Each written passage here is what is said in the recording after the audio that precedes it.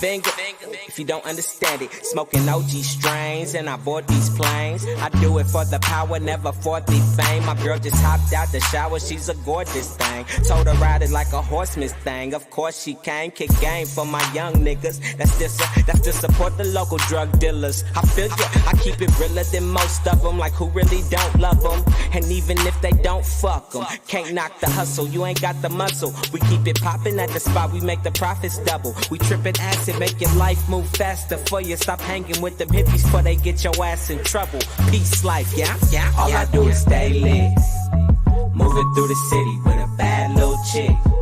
And we both faded.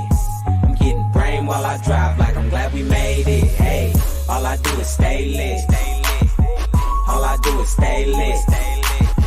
All I do is stay lit. Moving through the city with a bad little chick. Man, I've been drinking and smoking. I've been smoking and drinking. I'm just keeping it honest when I roll up in the Lincoln. Thinking bitches and money, switches with strippers and 20s, and counting riches, taking pictures till it's 6 and it's sunny. Nigga, praying and tonic, my plan atomic and Panasonic. To pen Japan and stack a bands till I land a comment. And write us on it and try to pawn it and play the field. And make a wish, say a prayer and make it real. We shaking labels and basic cables and take a pill. Red or blue, we ducking suckers with fake a feel. 80 Lakers with 80 acres of magic. I could burn a zone in the traffic. Or rolling up a Cuban like that nigga from the Mavericks. I'm good up on the bitches, little nigga, you can have it. Got a real ass, real niggas try and grab it. We on my deep, but a nigga bring habit. Yeah. All I do is stay lit. Moving through the city with a bad little chick. And we both faded. I'm getting brain while I drive like I'm glad we made it. Hey, all I do is stay lit. All I do is stay lit. All I do is stay lit. Moving through the city with a bad little chick. All I do is stay lit. Moving through the city with a bad little chick. And we both faded. I'm getting brain while I drive like I'm glad we made it. Hey, all I do is stay lit. All I do is stay lit. All I do is stay lit. Moving through the city with a bad little chick.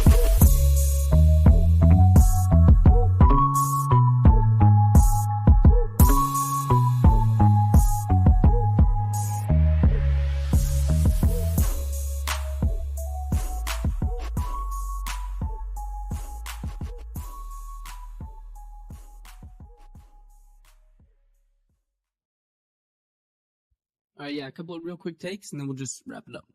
Now this one doesn't have to be perfect. It's just kind of like a closing letter to the people. Who am I talking to? I'm alone in here. Hey babe, hope you enjoyed your stay. Hope the record made you move and groove out today. I got a large dose of comatose coming my way, cause I've been putting in the late night work of this play. I've been dressing up the stage, I've been coming out my cage, I've been coming of age for ages, still never quite reached the stage I probably should be at, but that's okay. I just wanna say thanks, y'all made my day. You made it this far and then you listened a bit, and a message this direct on a project mix is probably not what you'd expect, but before you press next, hey, well, I just wanted to spit my deep appreciation, cause I'm chasing a dream. Y'all found this shit, and then you actually streamed. A stream of consciousness flowing from my brain to my mouth, and even if it went south, well, I get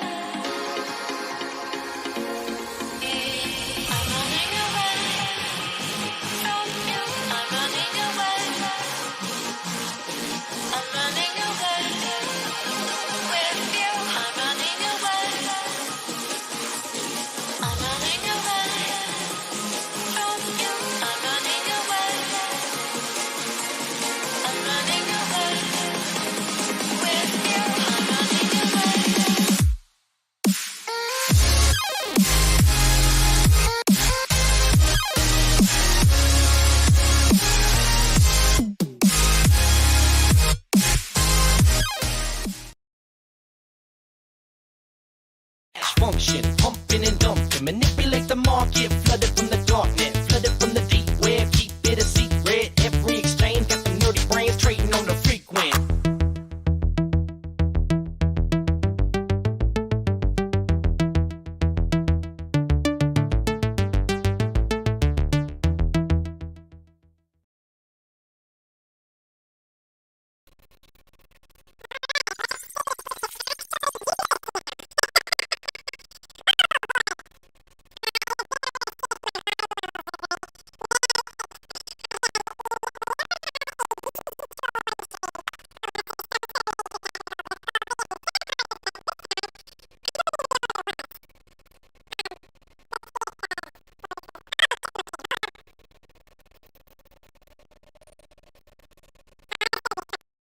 All right, I should not be chipmunking anymore. I just bumped it down to the lower end spectrum of volume, so in a bit I should hear myself not chipmunking.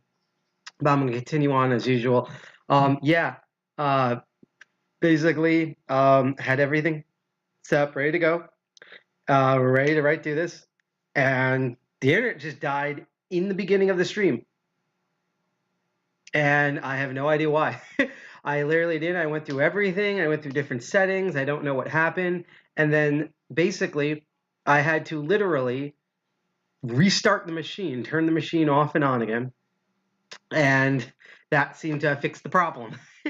So I have no idea what happened. Otherwise, we would have started closer to like 9:15. Now we're starting now really late, which sucks because I have to go to work. This should be a short episode anyhow. So let's just get the show on the road. Hi, I am Sidepocket. That's what most people call me on the interwebs. I am one of the two co-founders of DCG 201, otherwise known as DEFCON 201 or formerly known as DEFCON 201 or DCG 201 or DC 201. We're now known as DCG 201 for DEFCON groups. We are one of the many DEFCON groups across the United States and around the world. 21 area code stands for where we're actually from in the United States, which is good old New Jersey. And I actually forgot to open my notes here, so give me one moment. There we go. If you want to know more about us, again, our website is sadly currently on the fritz, but we do, and we're going to look at in a second, our blog, which is at defcon201.medium.com. We can interact with us on there. We made the announcement very late, I might add, that we weren't, because of work, that we wouldn't have our own meetings. So again, we forward everyone to the awesome folks at DCG 212, which is the New York group. And we're still planning one. It's going to be way later this month, but we're setting it up. It's going to be a Hacktoberfest. And I can't wait to hopefully announce it this weekend. That will be for like a week or two later. I'm so excited. But that's neither here or nor there, because welcome to one of the two shows that I have, and it's usually every second and fourth Saturday of every month, but because it was Christopher Columbus Day, and what do you call it? I figured, hey, I have a day off, it'll give me more time to stream, and then the internet decided to commit Sudoku, so we were late anyhow. We're streaming today on Monday, here's my thought. I think Christopher Columbus noticed how much I hated his ass, and how I'm happy that more people are looking at the indigenous side and calling it Indigenous Day, and killed the internet. Because look up that motherfucker. He did like really awful. One of the things about him is that he was so goddamn awful that, if I remember correctly, like either Italy or Spain threw him in jail for like, he was like awful to his own people, never mind just indigenous people and anyone else that wasn't a Christopher Columbus. And thanks to a bunch of racist people in the United States, they made him into a goddamn holiday, even though he has no relevance to our culture. There we go. So anyhow, I think that's what happened. His ghost just came over. He's like, no internet for you. You're brown. I hate you anyhow. And just cut our internet. So that's what happened. Anyhow, so this is one of the two shows I have. So the show we're doing right now, as you can see in the little icon in the corner, is called Crypto Barons, and this is the show where we look at cryptocurrency and blockchain. I can't sip to alleviate voice problems. Where we look at cryptocurrency and blockchain technologies as technologies, meaning that I, like many others, have been very frustrated up until very recently, even before our show, looking up cool things in the blockchain space, having it be dominated by terrible snake oil salesmen and fluff pieces and armchair Elon Musk wannabes and shit like that. And so this show is about the actual thing itself. We look at white papers, we do the math on them, we try to look at test nets, we look at code, we try to break down how it works, how it's made, all of that stuff. So if you've ever wanted to know, and this is going to be one of the topics of the day, how a blockchain bridge works to exchange cryptocurrencies, then you've come to the right place. And if you want to know more about us, again, I posted the link to their blog right there. In addition, we also are on a ton of social media, such as DEFCON 201, DEFCON 201 NJ on Twitter and DEFCON 201 Instagram. But we're on a lot of different things. We're on GitHub. We're on the Hostux.social instance of Mastodon. We're on all sorts of stuff. I just posted in the chat a link tree that has all of our social media links. And hi there, Binary Badger. I haven't ignored you. I'm just going crazy because we were supposed to stream an hour ago, but then Christopher Columbus decided to kill our internet.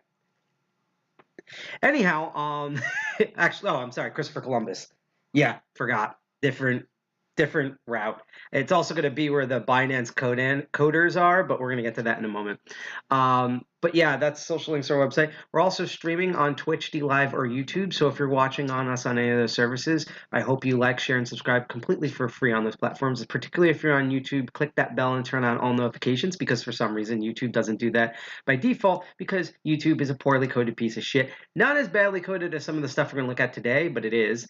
And we're also streaming on a bunch of other platforms, including Diode Zone, which is an amazing open source decentralized peer-to-peer instance.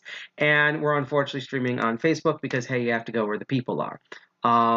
If you are on Facebook for whatever reason, yes, you can chat with us. The thing is that Facebook hates everything. I mean, ask Zuckerberg how his whole metaverse project's going, which is currently the people who engineered the project don't even like it. So that's their big baby. Now imagine everything else. So you can chat with us, but you have to click on this link, and that will bring you to the chat area. I won't be able to, thankfully, as a privacy thing, I won't be able to see your actual Facebook profile, but you'll be able to type and talk to us in the chat. A couple last more housekeeping things. One, I do love an active chat. So if you have any questions about my hair, why we're so late, if you can give me an answer of why our internet was down in the hacker void that I've been streaming for the past couple of days in their little hacker fortress in the void. With the security cats, I might add. So if you hear meows, those are the security cats patrolling to make sure that we don't have threat actors in our compound, which is something that Binance and some others should probably look into eventually. You know, hire cats with jobs. That's an actual Twitter page. Go look them up. So if you hear meowing, that's why. And if you see a cat jump on camera, that's it verifying my computer and myself that I'm actually here at the hacker compound and that I'm supposed to be here. So just letting you know. But anyhow, if you have any questions about any of this sort of stuff, please let me know in chat. You can even talk amongst yourself. Just don't do trolls, because people suck at trolling. So it's just lame, and then I just knock you out. However, if you're here to actually learn about all the crazy stuff we're going to talk about today, as I always say every episode, keep lurking and keep learning. Finally, and we're going to actually repeat this throughout today's episode, and this should be a short one just because it's a news recap episode. We are going to try some code things, and it's going to get really hilarious. I promise that. Throughout this entire month until the end of October, so that means by November 1st, we are trying to raise money for the National Abortion Federation. And I know, big scary word, abortion, the Roe v. Wade ruling in the United States.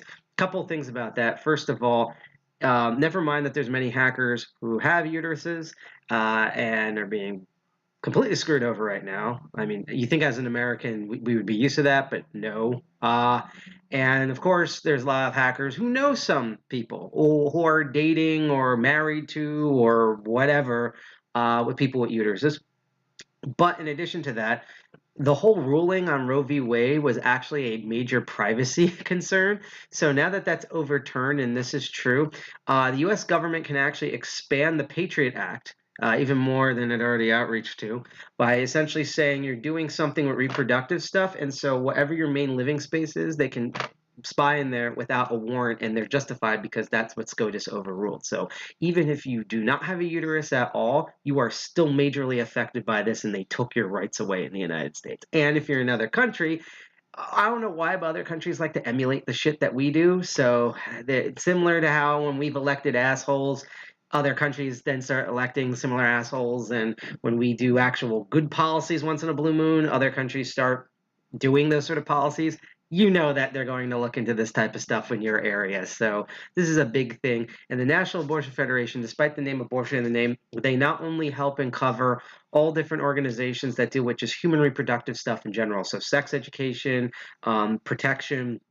surgeries, research, all that type of stuff everywhere, no matter what type of human being you are. But because of the ruling, they've also been supporting both boots on the ground and legal stuff, kind of like the way the EFF does with digital privacy, but it's for people with uteruses and sexual and privacy rights. And so that's why we're trying to give them money. We do have a goal of $400 by the end of the month, but even if we don't make that goal, all the money that's currently donated, including our top donator, Chirel, who donated $20, and we have a whole leaderboard list of that will all still go to the National Abortion Federation by the end of this. If you're interested in donating, and we're going to kind of detail a bit why more about privacy stuff in a bit, there's multiple ways to do it. You can either go to the link I put in chat. If you're on Twitch, you can scroll down and there's a little widget that will allow you to donate without leaving the live stream. And I promise this is not one of those QR phone hacks. That QR code was given to us by Tiltify, which is the organization that handles the donations, because we're hackers. Unlike other blockchain companies and bros in the past, we're not going to take your money and run away with it. That's why we're using a trusted third party that works directly with charities, where you can donate to. So that's all your options right there when you do donate. Even more than like, sharing, subscribing on Twitch, DLive, and YouTube, I worship you when you follow. I worship you the entire stream when you donate even $1 or $5, any amount. So every little bit counts. And so I'm really excited to continue on doing this. Finally, I know that we are a cryptocurrency show, and why don't I have this in my notes for some reason? Ooh. That's odd. Why did I? Okay, cool. I get to find this link while I talk about it. So, let me go look this up. So, I know that we're a cryptocurrency show, so I add a special thing when it comes to crypto barons. And, the common thing is because, unfortunately, Tiltify only deals with fiat money, particularly USD. So, the issue then becomes, okay, you're a crypto show. I have cryptocurrency. I don't like fiat money, which makes sense and is justifiable. Is there any way I can donate any of my cryptocurrency to this org? Now, the bad news is that you can't donate to the National Abortion Fund because that is unique to that. All right, that is unique to that. Here we go. To that organization. However, to Tiltify, I mean. However, and let's see if I can load this. Back in December, I can't believe it's going to be December soon again, we did an amazing episode about an amazing organization called The Giving Block. And if I can get this to load, there is a donation that you can do on The Giving Block. And again, the browser I'm using cannot properly load The Giving Block, so now I'm loading up a more, sadly, intensive browser to try to find, because I thought I had this in my notes, I apologize. Let's see if I can find this organization again, and then I can re-permanently put it in my notes. I must have accidentally cut it out of my notes and pasted it instead of actually properly copy pasted it. I cut pasta it, and you're not supposed to cut your pasta. That's an issue. So let me now put this in my notes here. So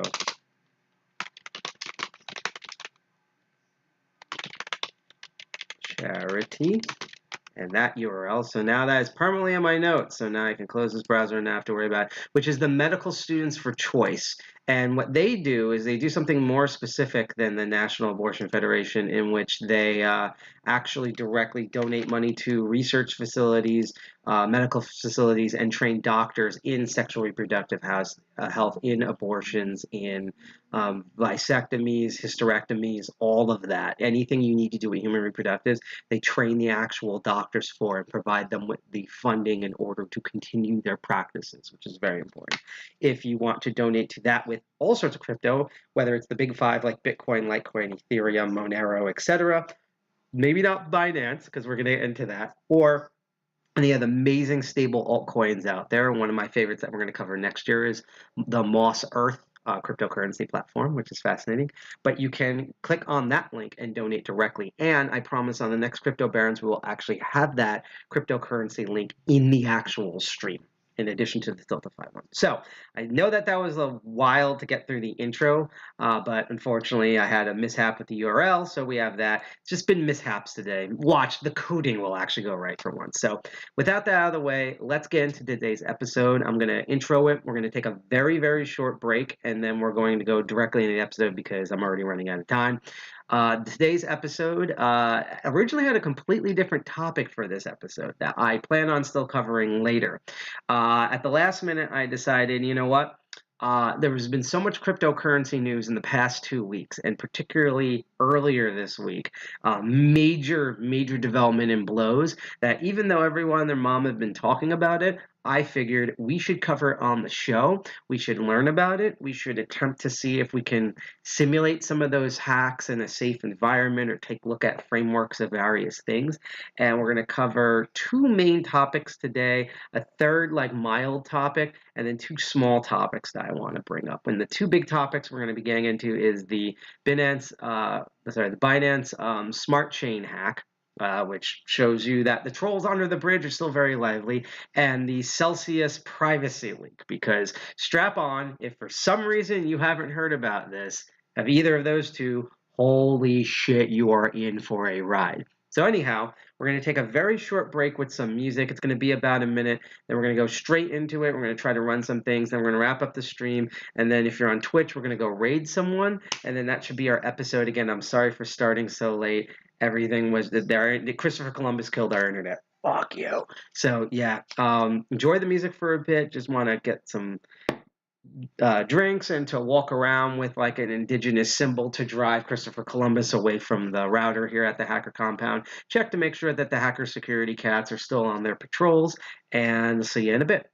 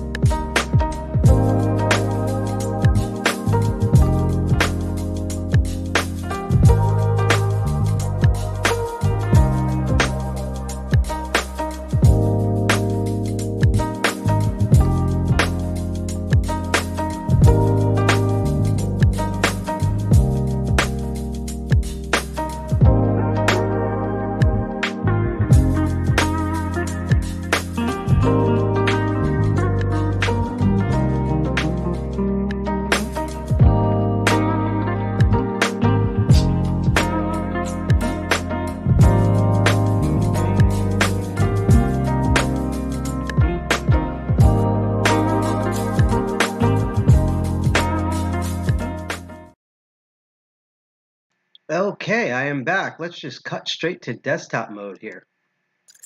This should work. Okay, oh, sorry, wrong thing. That is the old, wow, that's ancient. That's actually the old, stream window there, because I scrolled way too down. So let's go to the proper new desktop mode, the fancy one here. There we go. Now we can see everything here. So, First of all, should have actually been the landing page, this is the Medium blog that you can currently go to that I think we're going to temporarily, sometime this week, redo the website to have it forward directly to this blog for a while as we redo sort of all the code and stuff that's there. Making sure our light is set up properly here. I'm going to scrunch it down just a little bit more. There we go. There we go. All right. And maybe make it a little bit brighter just to balance out the light balance here. Maybe a little less bright. There we go. Okay. So this is, again, our Medium blog there. And this is where you can go to if you want to check us out. Remember how I said earlier that we're donating money to the National Abortion Federation? Which, again, you can click the links in chat. Or if you want to donate to the... Medical Students for Choice with your cryptocurrency, that's completely up to you.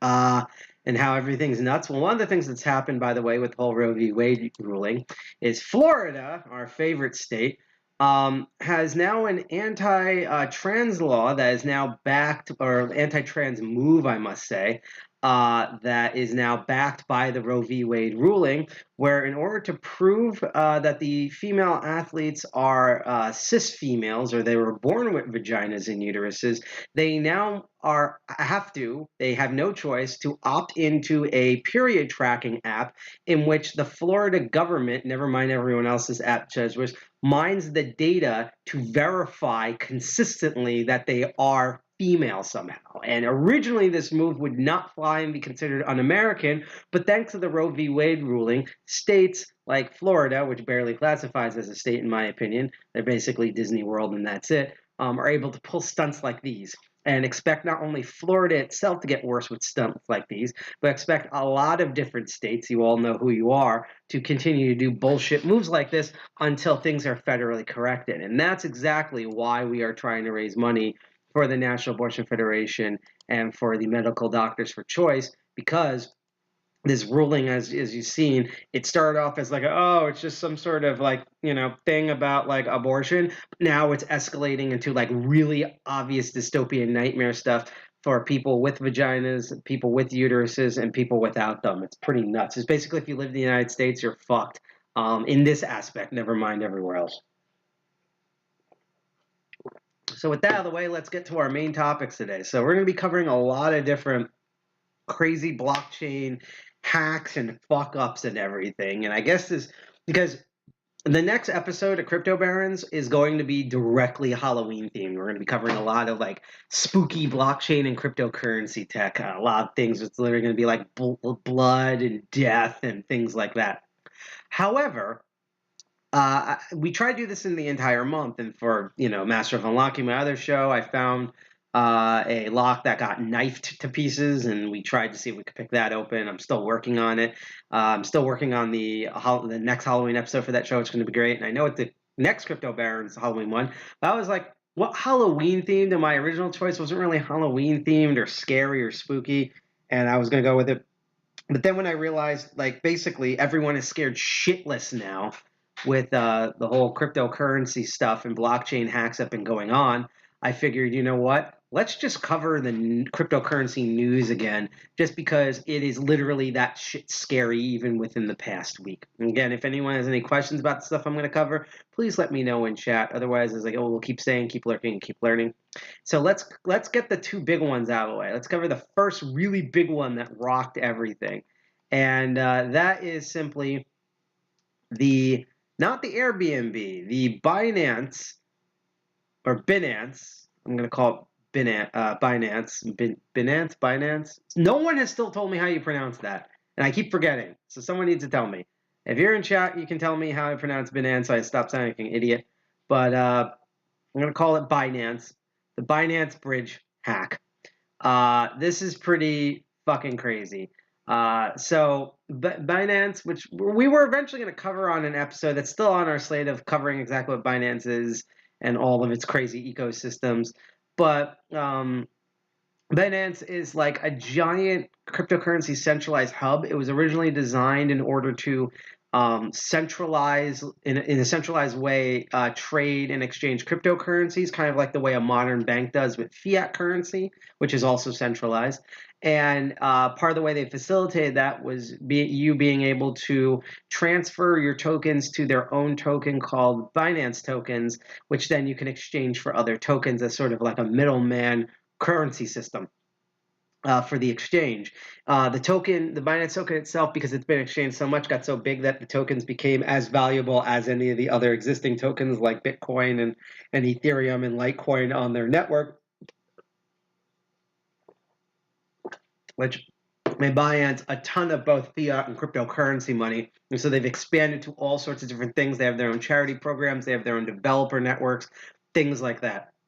And what just recently happened is people are acting like this type of hack is a new and newing concept.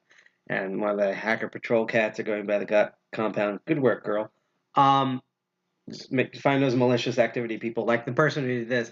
However, holy crap, this is something that people have been complaining about. Hell, before this hack even happened, I was at a place that I hope to cover in the near future called Crypto Mondays. It's in New York City in downtown. Go look them up on Instagram and on meetup.com. If you're free on Monday afternoons, it's an amazing place to hang out and meet other people. There's a good amount of engineers there. There's also financiers and idea makers and things like that. And they were complaining about how this exploit's been around forever. This type of problem has been around forever, and it's a giant Achilles heel because it's so far behind in terms of its own security, and that it's constantly targeted, and yet no one's updating, patching, or doing anything about it in terms of security on it. That this is going to keep getting bigger and worse until people actually put their foot down, and maybe this will start doing it. So, long story short, as written here, the BSC token hub, which is the Binance Bridge or Smart Chain between the old Binance Beacon chain and the Binance Smart Chain, was exploited into mining 1 million BNB directly to a hacker's address. So at the time of the hack, the price of BNB was $293. And so the amount that was stolen at 2 million BNB amounted to roughly $586 million, which is number 3 on the chain leaderboard there for the amount of money that was taken. However, the hacker managed to escape to other chains with just 127 million before losing access to the rest of the funds. So even though he requested over $500 million worth of BNB, because of a hilarious announcement we're going to see in a moment, he was only being able to pull 127 million out of that, which is still not a, to quote Strongbad, that is not a small number. See, I told you about the hacker cats, right? So because of that, we got a really hilarious message, which is here, which I'm going to read in the fancy voice. Due to irregular activity, we are temporarily pausing the BSC or the Binance the Binance Smart Chain. We apologize for the inconvenience and will provide further updates. Thank you for patience and understanding. So this is one of the few, and not only is this one of the few times in history that this has happened, but I think this is the first time since Tether Luna. This is the second time I want to say that a major, truly major, everyone, their mom, except for me because I'm smart, person like that, they were using a system like Terra Luna that was so popular and had so many hands in the cookie jar that it became a problem in which, in order to temporarily solve the issue, they had to halt the actual chain itself. And again, this is supposed to not happen. This is the thing that Satoshi didn't want to happen in his white paper and stuff. But yet it's happening because of multiple things that crypto bros are A, making worse, and B, that they're not paying attention to. And some of these things are, for example, centralizing everything when things need to be decentralized. We need to have built-in security, because just because it has crypto in the name doesn't mean that it's actually cryptographically encoded, You need more security on top of that. It's like putting a master lock number 3 on a gym locker and thinking that's all you need to protect your gold bricks, And the thing we're about to get into a moment to explain why this was bad. So as was mentioned, this was DeFi's third largest L1. It's the third largest chain on the network, and it was paused for 8 hours straight. This is absolutely goddamn ridiculous. Let me see. Is this the same tweet? Just want to double check. No, it's the same tweet. That tweet is just still absolutely hilarious. And let's get into a bit for a bit. I want to see what this tweet says. So this tweet I think is deleted, so it's not going to load, right? But the article claims that CZ, who's the guy who runs the whole thing, says it's not about the cash flow, it's crypto flow while the attack was underway, which didn't make him look good at all. A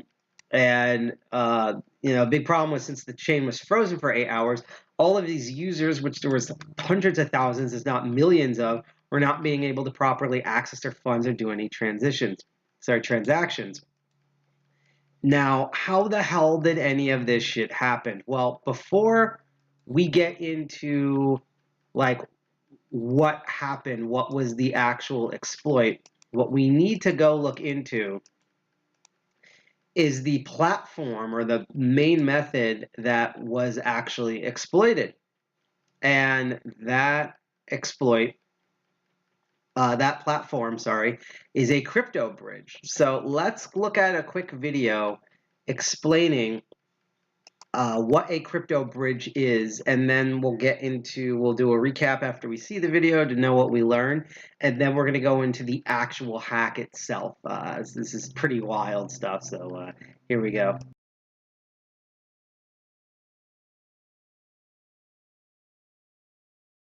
What is Binance Smart Chain? How is it different from Ethereum?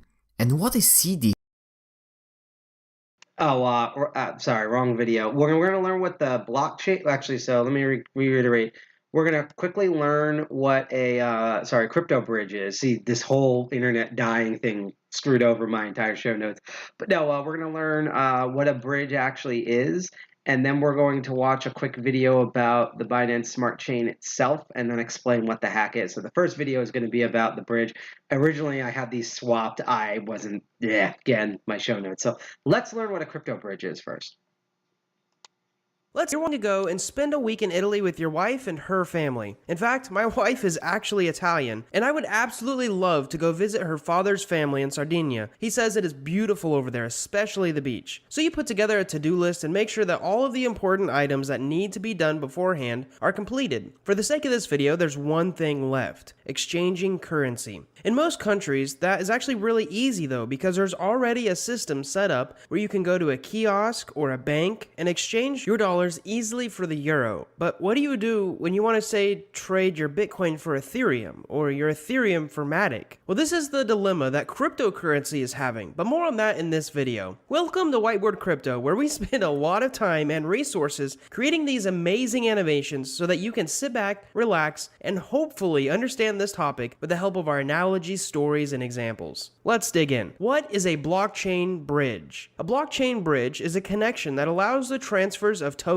or other data from one chain or network to another chain or network, which allows the ability to interact with another chain's decentralized applications. Before we get into this, you need to realize something very important. All coins have their own blockchain. Tokens, however, are virtual versions of an asset built on another coin's blockchain. So let's break this down. There are actually many different cryptocurrency networks. For example, there's the Ethereum network, there's the Solana network, the Binance Smart Chain network, the XDAI network, the Cardano network, the Polygon network. You get the picture. These coins all have their separate networks. Now, the Ethereum's network is obviously built using Ethereum as the main coin, and then so on for all these other networks. However, you can have an Ethereum token on the Binance Smart Chain. You can have Ethereum on the Polygon network. These coins are represented as tokens on the other coins' networks. They use specific mechanisms so that the prices trade the same. So now that you know each coin has its own network and that each coin coin can be represented on another coin's network, you can hopefully understand the reason for a blockchain bridge. Let's go over a very simple example as to why you would want to use a blockchain bridge. Aave is a very powerful and popular lending and borrowing platform that allows you to lend out your cryptocurrency in turn for earning interest on it. For example, if I lend out Ethereum on the Ethereum network, I can earn around 0.5% right now. However, if I lend out basically the same asset, Ethereum, on the Polygon network, I can earn 3%, which is 6 times the return. So if I take my Ethereum on the Ethereum network and I move it over to the Polygon network, I can get a Polygon representation of the Ethereum coin and then use it on Aave so that I can get higher interest. Or maybe I want to move my Tether from Polygon to Ethereum. Or maybe I want to move my USDC from Binance Smart Chain to Polygon. All of these cross-network transfers can be performed through a blockchain bridge. Now you might be wondering, why are these needed? Well, bridges are currently needed for 3 big reasons. One is because most of the ERC20 tokens that you buy right now are native to the Ethereum network. This means even if you buy Polygon or Matic on Coinbase, they give you an Ethereum version of Polygon or Matic instead of the true Polygon token on the Polygon network. In other words, major cryptocurrency brokers literally do not sell native tokens. Instead, they sell tokens on the Ethereum network. This means you're not getting the true coin. The second big reason you would switch your native Ethereum on the Ethereum network to the Polygon network is because a transaction on the Ethereum network right now costs around $2, while a transaction on the Polygon network is so cheap, you can perform 50,000 transactions for $2. Polygon, in fact, was created as a way to scale Ethereum. However, it currently doesn't have the same security that Ethereum does. This is simply because, by nature, Polygon is a bit more centralized. So, bridges are needed so that regular people can more easily access new networks, and they're also needed because some networks are cheaper, faster, or maybe safer than other networks. And lastly, we need bridges for progression. In the current state, the responsibility is on each of the different blockchains to innovate, solve security issues, and be able to scale. For example, what Bitcoin brings to the table, Ethereum cannot really use to make better. Now this is where bridging will come in. In turn, it'll turn cryptocurrencies into more of a team sport, working all together to make crypto a more all-around solution to the problems that it's trying to solve. Now let's go over some of the issues with bridges, because one of the issues is that they cannot be 100% trusted. Unlike a decentralized application which uses code and programming language as a backbone, a blockchain bridge generally must have an entity or a person or a company behind it. In other words, a majority of bridges currently being used are centralized. Along with that issue, another issue is that they are usually quite slow. Some transfers take minutes, others take hours, and some even take multiple days. To give you an idea of how long this takes, most transactions on any of the big networks can be completed in less than 10 minutes. So now we're into the nitty-gritty. Let's get into how they work. There seems to be 2 main ways that a cryptocurrency bridge works. Now we've done some research, and if you find a third way, definitely drop a comment below and we will try to cover it. Alright, so the first method is very centralized, and it's essentially an extension of any other exchange. In a sense, there is a large pool of Ethereum Tether and a large pool of Polygon Tether. Both are Tether representations on each network. Now you should know here, sometimes instead of a pool, it's literally a company or a person, but usually it's a pool. Now, when you go to deposit your Ethereum Tether, it gets added to the Ethereum Tether pool, and then the centralized authority will send you an equivalent amount of Polygon Tether, which actually gets taken out of that pool. Now, of course, there is a fee that you pay that gets taken out and given to the centralized authority or the liquidity providers, but it's usually a very small fee and you're pretty happy paying it because there's not really any other way to get on the network. One of the issues is that you must trust that the central authority doesn't steal your money in the process, especially if this process takes days. Along with that, this method only works if people keep trading back and forth. I actually ran into this problem when I tried to transfer some of a stablecoin from the Binance Smart Chain to the Polygon network, and the Polygon network had no stablecoin to give me. The pool was literally empty. I had to wait around 4 hours for someone else to make the reverse transactions so that the pool that I needed to have access to was filled with their funds. The second way that a cryptocurrency bridge or a blockchain bridge works is through smart contracts. Now this one is very complicated and could be its own video, but we're going to summarize it really quick. Whenever you bridge your crypto, your current asset that you are sending is actually frozen in a smart contract. Then once your assets are frozen, you're given a copy of that token on the new network that you wish to move to. Now the smart contract literally mints you more of that token. And it's okay doing that because it knows that you burned or you froze that token on the other network. It should also be assumed that this smart contract method is usually used for coins that don't have their own smart contract capability. For example, Bitcoin, Bitcoin Cash, and and Dogecoin are three big coins that people love investing in, but they do not have the ability to do things like lend or borrow in Aave. Instead, you can simply get representations of these coins on a network that does allow smart contract interaction, like Ethereum. In fact, RenBTC is an Ethereum token that allows you to hold a token that is pegged to Bitcoin's price. So essentially, it is Bitcoin. But since it's on the Ethereum network, it gives you the capability to do things like lend it and interact with other decentralized applications. Here are a few current examples of crypto bridges. One is called Xpollinate. Now, Xpollinate is powered by two companies that are actually unaffiliated with the blockchains that they are allowing you to bridge to. They have probably created this bridge in order to collect fees paid by the traders. This is actually that bridge that I mentioned earlier that had zero liquidity. I had to wait 4 hours, but it worked. Next up is the Matic bridge. Now, this bridge was developed by the Matic or the Polygon team to help get more people onto the true Polygon network instead of Polygon on the Ethereum network. And lastly, we have the Binance bridge. Now, this bridge was actually created by the Binance company to also help onboard people from other cryptocurrencies to move to the Binance Smart Chain. There are many other bridges, but we highly recommend to check reviews and do your own research on whatever bridge you plan on sending your assets to. One quick trick that we recommend is to Google Xpollinate reviews Reddit, and then you'll get a ton of personal reviews. In this case, replace Xpollinate with whatever bridge you plan to use. If that bridge decides to start scamming or rug pulling, it'll likely quickly show up on Reddit. Alright, grandchildren, now that we tried to educate you on the topic of crypto bridges, we want to hear from you. Have you guys used any of the crypto bridges before? And if so, what was your experience? Please let us know in the comments below. As always, thanks for watching our videos. We hope that you enjoyed it. We really hope that you learned something, and most importantly, we hope So, that was a kind of summary about what a cryptocurrency bridge is. So I'm going to quickly summarize it myself, and then we're going to look at particularly what the Binance, and hopefully someone will pronounce it correctly and I'll be able to say it right and not look like an idiot like I usually do, Smart Chain. So basically, what we have with the bridge is each cryptocurrency that you use has its own network, and as we've often say, every blockchain, despite what Holochain says, has their own native coin. The thing is, especially if they are ERC20 based, a blockchain, coins are just like kind of a metaphorical concept. They're a number. The blocks are immutable themselves. So you can actually have, for example, Ethereum on the Polygon chain. It's represented as a coin that knows vaguely as Ethereum, but it's just not on the Ethereum chain. It's on the Polygon chain. So what bridges do is they allow you to move one cryptocurrency from one chain to its equivalent on the other chains with a transaction fee and everything limited out, the same way how you would, similarly, I should say, not the same, but similarly how you would exchange USD for euros, or, euros for Deutschmarks, and I think Germany's part of the, anyway, Deutschmarks for, we think of a different nation for rubles, which I'm pretty sure Russia really wants right now, things like that.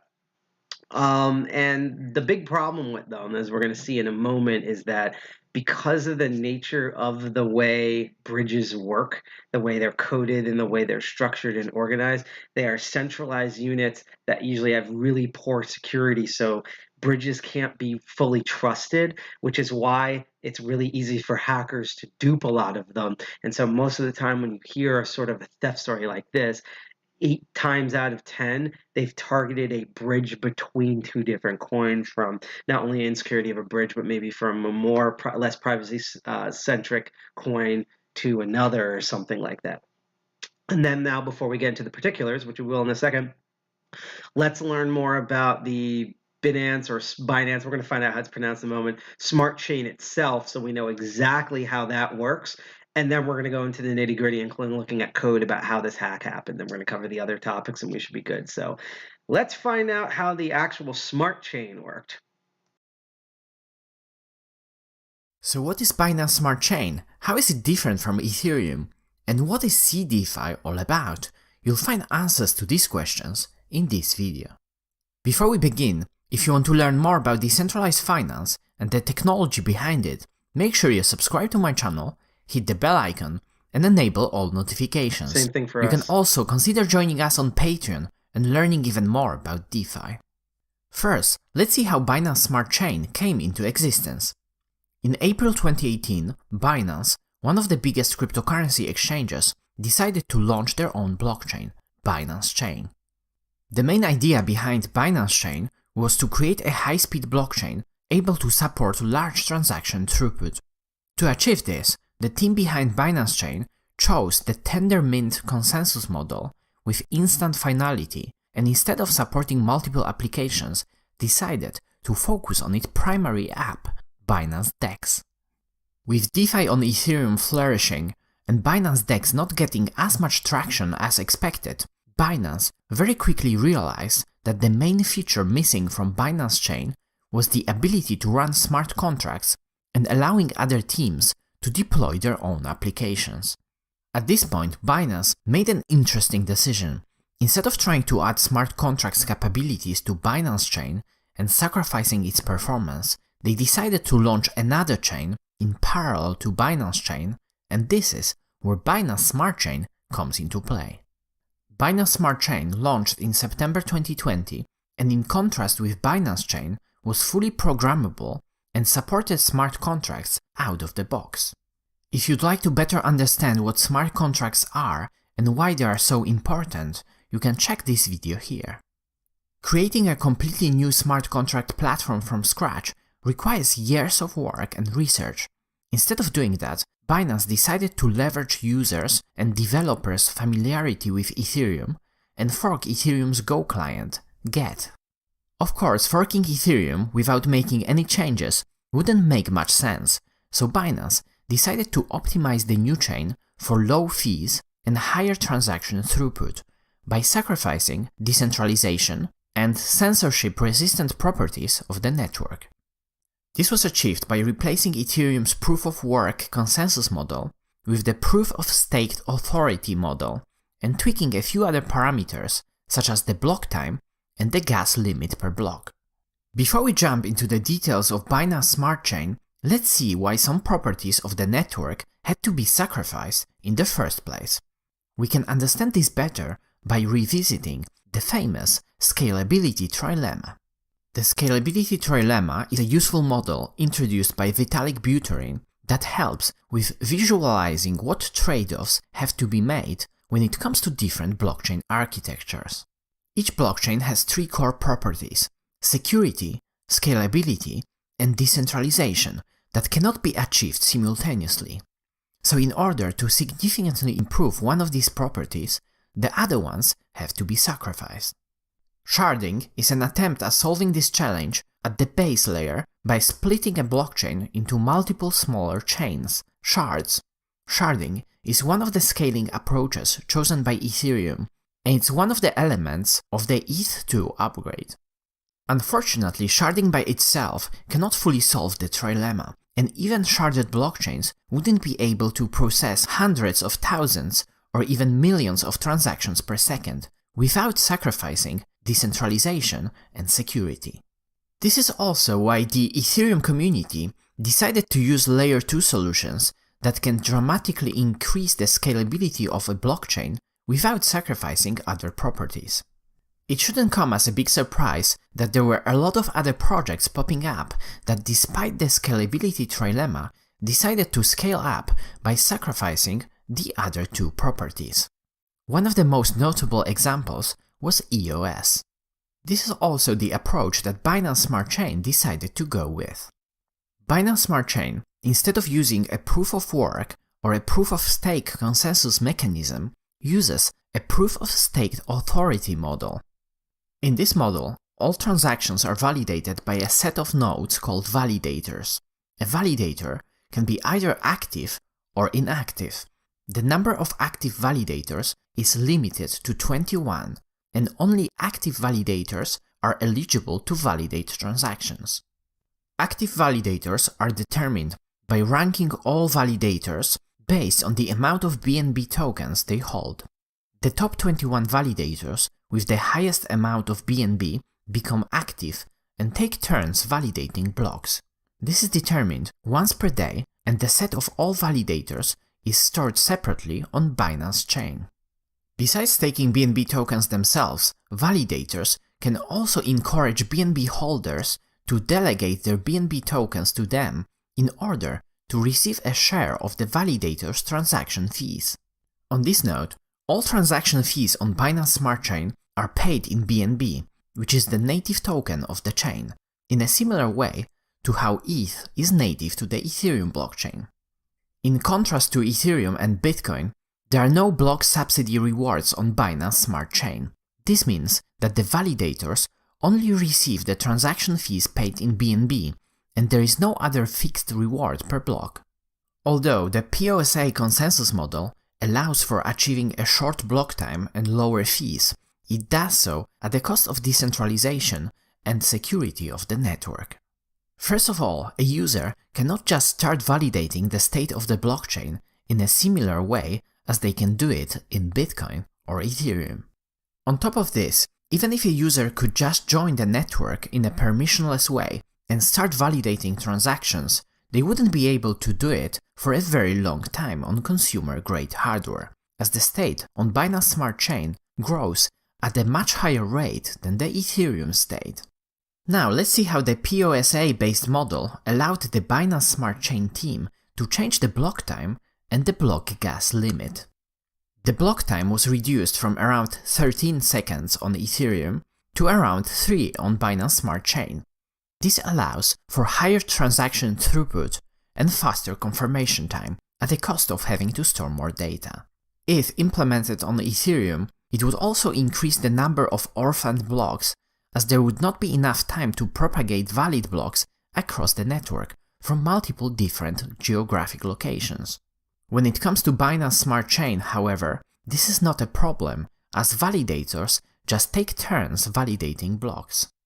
Block gas limit is another important parameter that we discussed in our video on the gas fees.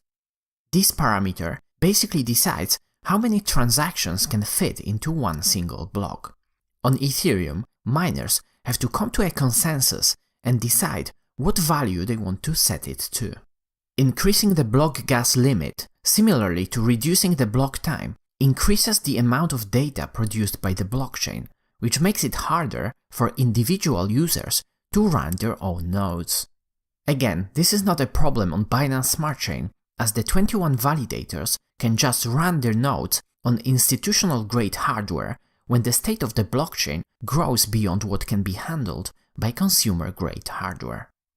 At the time of making this video, the gas limit per block is set to 12.5 million gas on Ethereum and 30 million gas on Binance Smart Chain.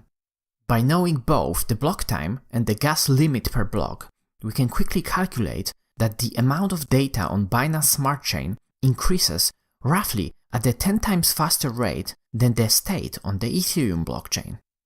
Currently, with an average block size of 40,000 bytes, Binance Smart Chain grows by around 1.15 gigabytes per day, which is around 420 gigabytes per year. After a couple of years, this of course eliminates most of the consumer-grade hardware. Now, as we understand a bit more about the Binance Smart Chain architecture, let's see what CDeFi is all about. But before we do that, if you made it this far and you enjoyed the video, hit the like button so this kind of content can reach a wider audience. Same. As we know, DeFi stands for Decentralized Finance. CeFi is the opposite of DeFi, and as we can probably guess, stands for Centralized Finance. CDeFi is a term coined by the CEO of Binance that basically describes a mixed solution between centralized and decentralized finance, which Binance Smart Chain is a good example of. So what are the benefits of such a solution? CDeFi allows users to get a feel for using DeFi without paying high transaction fees. Low fees encourage users to play with multiple different DeFi protocols, such as decentralized exchanges, lending protocols, liquidity aggregators, yield farming tools, and others. On top of this, CDeFi makes users familiar with common DeFi tools like MetaMask and block explorers. It also allows new teams to deploy their smart contracts for a fraction of a cost when compared to what they would have to pay on the Ethereum blockchain. This way, they can easily test and get feedback on their projects. Testing within an ecosystem with actual economic incentives usually works much better than just testing on a testnet. Binance Smart Chain and CDeFi have recently started gaining a lot of popularity. This is mainly driven by the high transaction cost on Ethereum that priced out some of the users. As we know, Binance Smart Chain is a fork of Ethereum and therefore allows for running exactly the same smart contracts like the ones on Ethereum. This allowed the network to quickly bootstrap its ecosystem by essentially either reusing or forking all popular Ethereum services and applications. Users can connect to Binance Smart Chain based dApps by switching their network in MetaMask.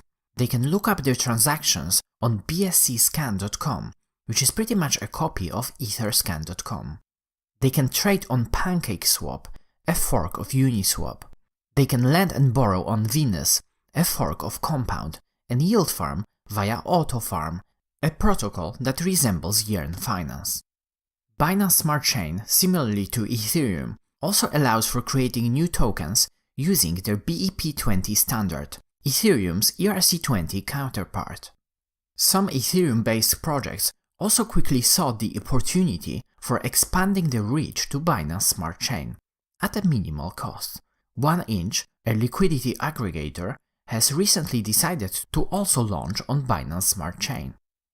It's clearly visible that Binance Smart Chain was able to make quite a lot of traction and attract a decent number of users and trading volume in a very short amount of time. A decision to fork Ethereum and allow users and developers to interact with DeFi tools and protocols they're already familiar with was quite clever. The timing was also extremely good. The popularity of Ethereum combined with most Ethereum scaling solutions still in progress and a roaring bull market resulted in high transaction fees that priced out smaller users and forced them to find different options if they still wanted to participate in DeFi. On top of this, Binance was able to leverage its position as one of the top cryptocurrency exchanges and make it easy for its millions of users to easily withdraw BNB and add the tokens directly to Binance Smart Chain. The main question to ask here is if this is a short-term growth caused only by high transaction fees on Ethereum or a longer-term user acquisition. At this point, it's hard to say, but two main things pointing at the former are Ethereum's Layer 2 scaling solutions and the ETH2 scaling roadmap. Both of these can dramatically reduce the transaction fees on Ethereum without sacrificing other properties like security and decentralization. We can already get a feel for it with Matic, aka Polygon, and Loopring attracting more and more users and trading volume. This trend should only keep escalating, with other Layer 2 solutions getting more traction and new ones, like Optimism, fully launching in a matter of weeks. With millions of new users entering the cryptocurrency space, it's also extremely important to make sure they are aware of the differences between DeFi and CDeFi, and are able to make their own decisions. At the end of the day, we have to ask ourselves the question, what's the main point of using a blockchain if it's not fully decentralized and permissionless? Auditability? Maybe, but is this really the main value proposition of the whole cryptocurrency space? It will clearly be interesting to see how DeFi and CDeFi play out. So what do you think about Binance Smart Chain? Does CDeFi have a future? Comment down below. And as always, if you enjoyed this video, smash the like button, subscribe to my channel, and check out Finematics on Patreon to join our DeFi community. Thanks for watching. So that was an entire video, and it's probably the longest video we're going to see tonight, about exactly how the, I still can't remember how they pronounce it, the Binance, I'm going to just click calling Binance Smart Chain working. Just also know as a warning, in addition to, well, it's actually because of the secret patrol cats that we have at the hacker compound. If you hear any other additional noises, that's because we've allowed other hackers to come in to do security audits of the security cats to make sure that they are still patrolling for malicious activity as well as still functionally as cats. So just explaining some of the crazy random sounds that might be going on during the remaining part of the stream, provided that Christopher Columbus's ghost doesn't still kill our internet. But let's do a quick recap about what we just saw there, because there was a lot of information. So we're going to combine the two that we've learned here. So the bridge is a system that allows you to transfer native tokens from one blockchain to their equivalent token on a completely different blockchain. So even though you could move coins between the different changes, they're only pseudo coins. They are representative of their coins, such as the Ethereum on the Polygon network, but they are still only represented on that network. They're not true Ethereum. To move Ethereum over from Ethereum to DOT, which is on Polkadot network, you would need to use a bridge, kind of the same way in fiat currency you would use an exchange to exchange between like a USD and a euro. Then combined with that, the reason why there is a bridge, the Binance Bridge, or BSC, the Binance Smart Chain, is because you have two different chains. You have the classic chain, which is very fast but non-maneuverable, and then you have what they made as a solution, the smart chain, which allows smart contracts and multiple different applications running on it. And so then they have a bridge that connects the two so that everything's an interchangeable work environment. Now that we know that background, and also because it rose in popularity because of that hybrid model, let's actually finally take a look at the hack itself. So I'm going to read the summary here. So what happened was, on the Binance Smart Chain, the Binance Bridge provides liquidity to the actual chain. Okay, so we have the bridge and it's providing liquidity to it.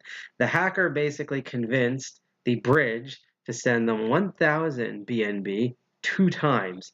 The BSC was worth about 300, so this was roughly about 600 million USD in equivalents. This is all done using an exploit of how you're able to actually trick the chain, which we're going to look into.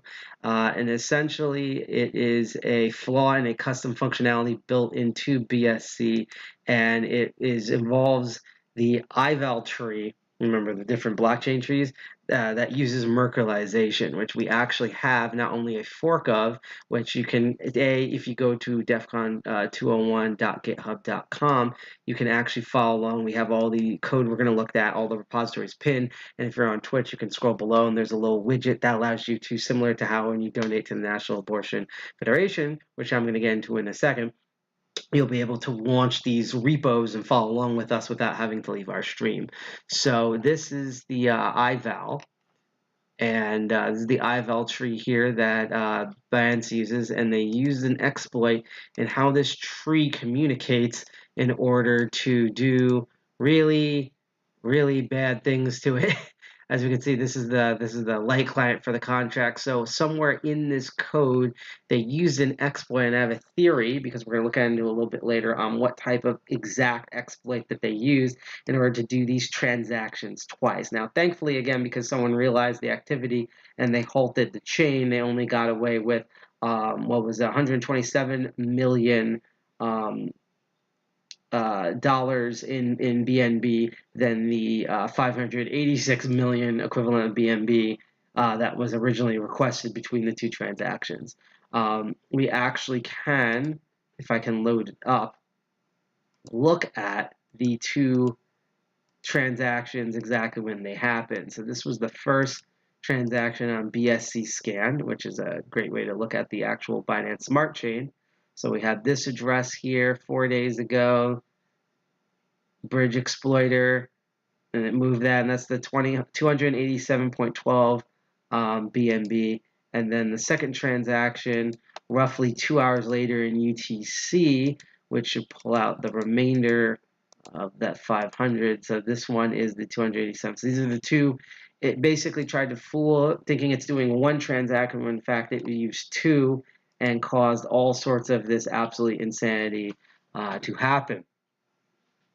So rather than dumping the BNB directly and drawing attention, the price action funds were deposited as collateral on the BSC lending platform Venus protocol. They were to point out, which we're going to look at the whole timeline in a moment, that the protocol hadn't suffered an exploit, although users faced a spike in rates and borrowed liquidity when they were withdrawn. So the tactic of borrowing rather than dumping initially led some to believe that this may just be a giga whale moving funds around. However, users began to notice the high slippage between SWATs and the backlisting funds, making clear that this was an exploit that was going to be a goddamn problem. So a user called Slow traced the movement of the funds. We can actually see the table breakdown here. So they network on Ethereum, and they move that over there to Polygon, to Factor. So they jump between different chains in order to get to what they want to essentially cover their tracks, kind of the same way how you would use a crypto tumbler like we've covered during the Tornado Cash episode in order to cover their tracks. You can also use converted coins in the same way you'd use converted fiat money to also lightly attempt to cover your tracks. And because of this, Binance has gone into a total meltdown and is in like complete damage control mode. Let's look at the exact timeline here if we can. So, timeline here. Let's see. So it says this is from user Sam CZ Sun. In fact, I'm going to go back and I'm going to actually post the first tweet in this series that we're going to look at. So this is going to be the whole timeline. We're going to quickly summarize for it. But if you want to follow along, you can start with that tweet and keep going down. So it all started when ZachXBT sent me the attacker's address out of the blue. When I clicked on it, I saw an account worth hundreds of millions of dollars. Either someone had pulled a huge rug or there was a massive hack underway. So this is how they first noted that someone sent them the address. So at first they thought it was the Venus protocol hacked again, which is something we're going to totally look at in a future episode, which is where you can learn and borrow on the BNB chain. However, only took a couple seconds to determine that the attacker really did deposit over 200 million USD in Venus. Instead, this user had to figure out do some sleuthing and figure out where the funds actually came from. So the answer was that the attacker had somehow convinced Binance to send them 1 million in BNB twice. Either Binance was finally running the biggest getaway Web3 has ever seen, or the attacker found a critical bug. As I started comparing the attacker's transactions with legitimate withdrawals, the first thing I noticed was that the height used by the attacker was always the same, which was 1102.117.401. The heights used by legitimate draws were usually much bigger. It's usually in the 27 millions. And we can see the comparison there, where every transaction ended with the heights were the same on both transactions. And that's a legitimate one. And then this is an illegitimate one because the height is normally not that high. They also noticed the attacker's proof was significantly shorter than the legitimate withdrawal proof. These two facts led me to believe that the attacker found a way to forge a proof that specific block at that block number. And then they had to figure out how the proofs work. This is a screenshot of the signature. This is the shot of the proof. So that's the short proof.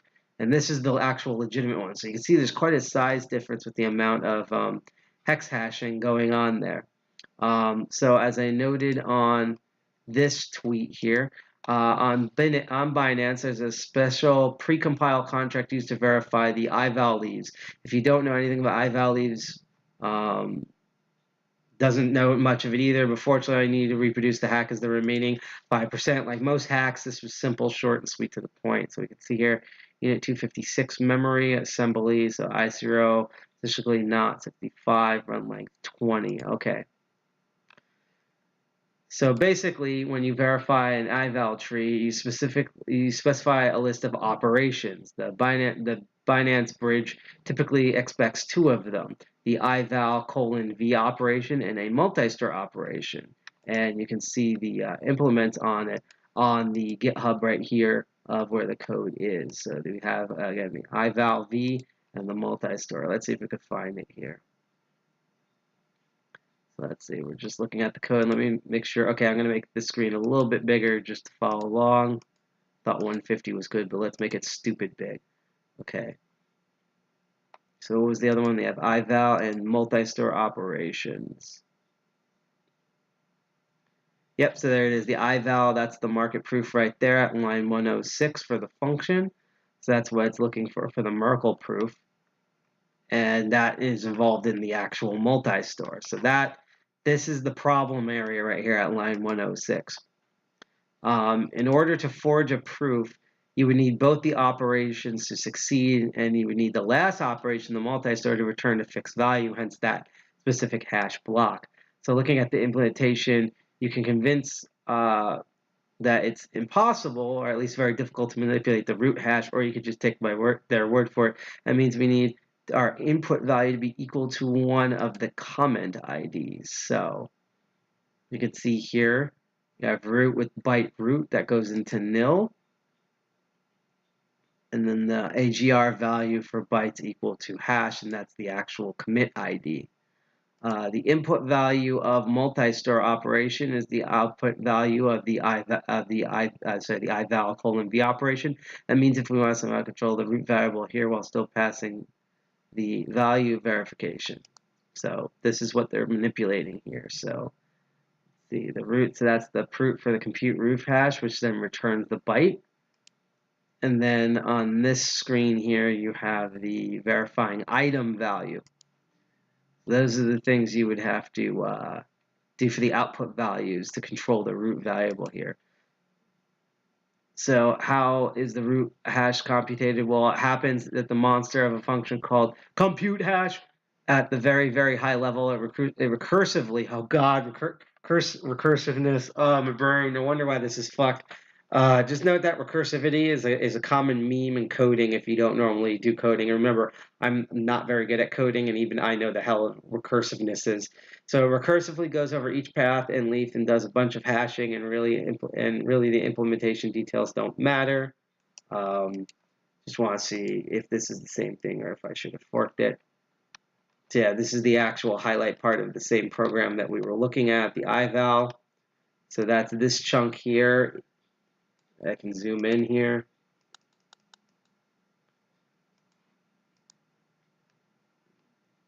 So that is the compute hash section right here. So it hashes all of that out. Close that window. So what does matter is that due to the way the hash functions are intended to work, you can basically say with certainty that that path and end leaf pair will produce a unique hash. If you want to forge a proof, those would need to stay the same. Looking at the way the proof is laid out on the legitimate transaction, you can see a very long path, no inner nodes, only a leaf node. This leaf node contains the hash of the malicious payload. So that's how they got the payload in, was they put it in the leaf node section of it. If you can't modify this leaf node, then you would have to add a new one. So you can see here, right there is a very short address there. The actual legitimate one has a very long hash path right there. So if you add a new leaf node, you'd also have to add a new inner node to match. So you would add all of that code in for its function. And now that you have at least one obstacle to face, how do we actually get the compute hash to return the real hash they want? So you will need a path to contain a non-zero right hash. You would need to find one that does, and we would assert match intense root hashes. So this would be the section of the code where you would basically have to manipulate the right hash to a non-zero function. So you would put that all in there. And the instrument code bits to figure out which hash we need. So that's these. And then recursive compute call, expectation and intermediate root hash.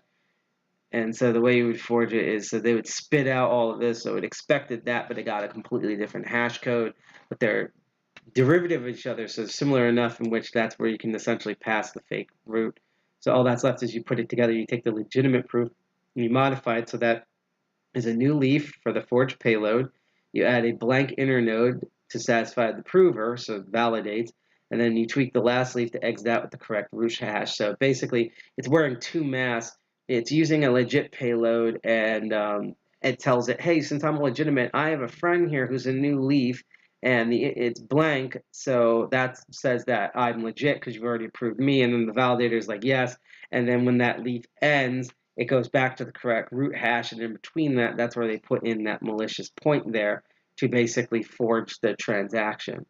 So it's worth noting that this is not the exact method the attacker used. Their proof point is much shorter, and they're not really sure how they generated that. However, the rest of the exploit is identical, and they believe that showing how to build it from the ground up is valuable. So in summary, There was a bug in the way that the Binance bridge verifies proofs, which could have had allowed the attacker to forge arbitrary addresses. Fortunately, the attacker only managed to forge 2 addresses. The damage could have been way goddamn worse. So that's how they did the 2 transactions. They took a one from a specific block that was valid, and then they made a fake new leaf of it that had the actual fake forged one in there, and that's how they were able to do the 2 transactions at once and basically play a game of loop around on the actual validation on the Binance Smart Chain system. And that has caused so many problems because, again, with crypto bridges of that sort of thing, again, they're centralized, they're not 100% trusted, and in order to actually solve these sort of problems, we need to actually make, like, we need to put real ass security on bridges. And if you have any ideas of how you think you'd want to secure, you think bridges should be secured more, I think basically there should be decentralized components to a centralized bridge. I think there needs to be more checks for validators. I think there needs to be more clever cryptography going on, really putting that crypto in cryptography. But let me know in the chat what you would think to validate this stuff. The other way to kind of, I want to actually show also how to hack a chain. We're going to look at what's called a re-entry attack, which is similar, but we'll look to that right at the end because I'm saving all the code at the end. So again, with the bridge problem here, this is not even the first bridge that's been compromised. This has been going on for many years. There has been different compromised bridges. We're going to look again at coding a video later of something where a bridge was actually hacked to show kind of visually how this whole thing works. And exchanges like CoinCheck, Bitmark, Mt. Gox, which is a famous one that we covered in our scams section, hacks and scams 2 years ago, that this is a problem. And also a big part of the problem is that these bridges, they're not using the blockchain. They're using completely separate code. They're essentially third-party code that are doing legal code injections to the different chains that they're on and the platforms that they're on. And that's kind of the big issue right there. We need to actually put real security on these goddamn chains. So that in a nutshell. I hope it wasn't too confusing. If it was, or you need me to go over some stuff, leave it. Let me know in the comments whether you're seeing this video later or you're seeing it live in chat. But that was overall, and this is the longest section to be honest, the whole Binance Smart Chain Hack. So let's get into the other big news, which was the Celsius privacy leak. So a bit of background here. Celsius execs, so Celsius has been a giant facepalm. Actually, before I get into that, let me just remind everyone that once again, we are trying to raise money for the National Abortion Federation. I'm sorry, my brain's been scrambled since we had that whole, since Christopher Columbus's ghost didn't want us to live stream today. We're trying to still raise money for the National Abortion Federation, which despite the scary word abortion, they fight for people's sexual reproductive rights and activities in the United States, such as, sex education, condoms, things like that. And that also includes abortion. And because the Roe v. Wade ruling not only has screwed over people with uteruses, but has also retracted every single American's privacy rights, whether you have a uterus or not. It's expanded the Patriot Act on it, as I saw with the example with the period trackers, that this is a big problem. And, so as a group that's part of the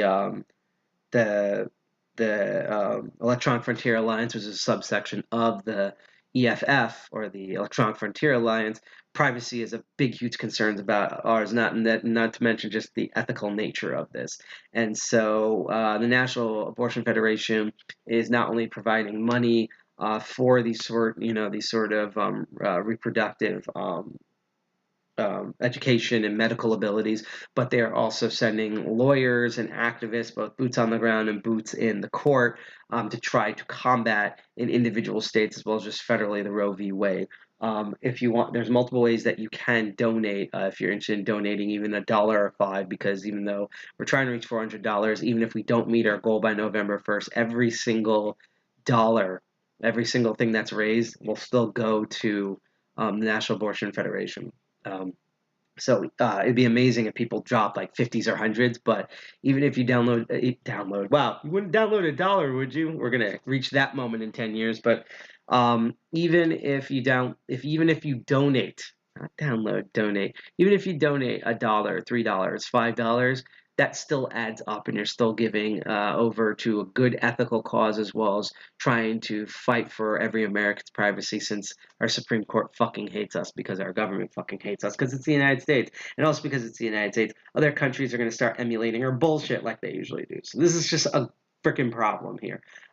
If you do want to help and donate, and we do get a notification, I worship you this entire stream, same way as if you followed us, like, share, or subscribe with us for free on Twitch, Live, or YouTube, we get the same notifications. I just posted the link in chat through Tiltify. There's a QR code that I promise is not a hack that will actually open up the Tiltify section on the web where you can donate. Tiltify is our third party that handles all the money and stuff, so you know we're not like a pump and dump scam scheme, because they're an official thing that works with these charities. We don't handle any of the money. Or if you're on Twitch, you can scroll down below and there's a little widget where you can donate without having to leave the screen. Lastly, before we get into our second section and then kind of wrap up here, because I need to go to bed and go to work tomorrow, there's also an alternative if you have cryptocurrency, because unfortunately Tiltify only deals with fiat money.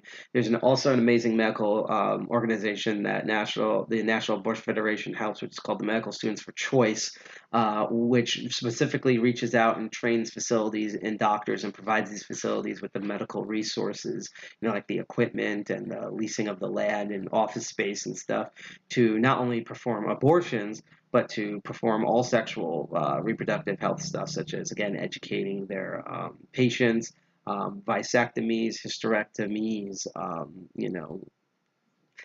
doling out medication to help ease puberty, things like that. Just anything to do with human genitalia and reproductive. And so that's what they do there. And what's great about the giving block, as we covered in December last year, is that you can use any of your cryptocurrency, whether it's the big ones like Bitcoin or Binance even, or like Litecoin or whatever, or any of the amazing multiple altcoins out there, like Shiba and stuff like that. You can donate cryptocurrency to them, show us the receipts, and we'll cheer you on as well. So, because I know it's Crypto Barons, you guys have cryptocurrency. Instead of donating cryptocurrency to us, which you can both on our D-Live stream and on our Twitch stream, if you click those little widgets at the bottom to donate, you can donate your cryptocurrency directly to an equivalent charity to the National Abortion Federation. So just giving you options there.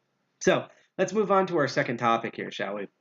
So Celius has been just the giant face, and actually, I'm gonna do this. Actually, before we get into this, give me a moment. I'm actually not even going to use the music. I just want to rehydrate here.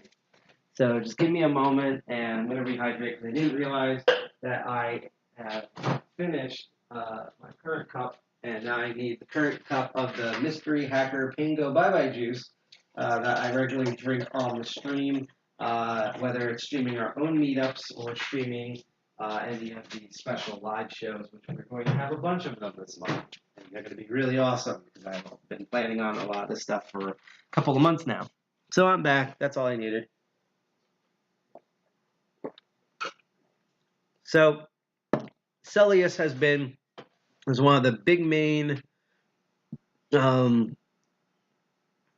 has been a big major trading platforms. It's one of the rivals to Binance, and has been a giant. At least Binance, they have like a real security team, and despite this hiccup, they're still fixing stuff, and they have a lot of trust. Celsius has just been a giant facepalm. They have been the Windows Phone to Binance's Android.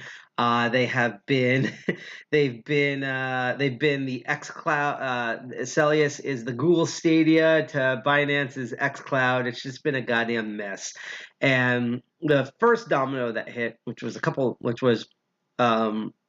months ago, was they filed for bankruptcy, and then a week ago, or a week and a half ago, Celsius, we learned the executives, including the wife CEO, who pulled out $2 million of herself, pulled out and cashed out $17 million in cryptocurrency on their network before halting the withdrawal for customers when they went for their bankruptcy, right?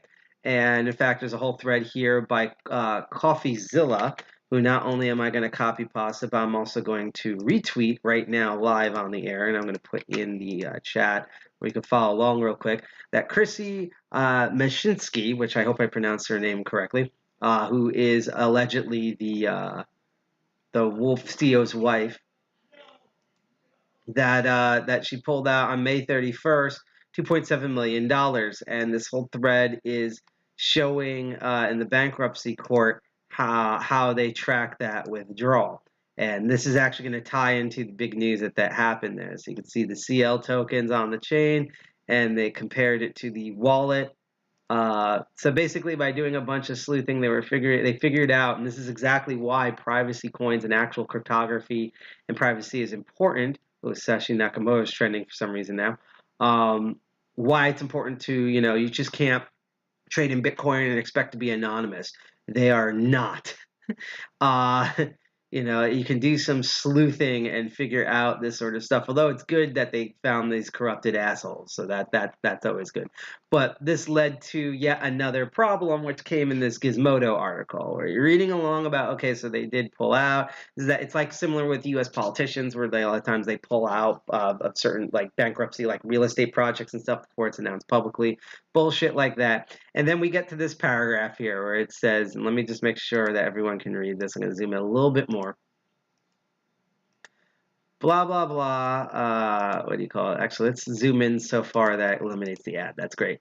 Financial Times previously report that Mashinsky withdrew roughly $10 million from Celsius before the collapse of the company, citing unnamed sources. Leon withdrew $7 million. Another $4 million was CL token marked as collateral.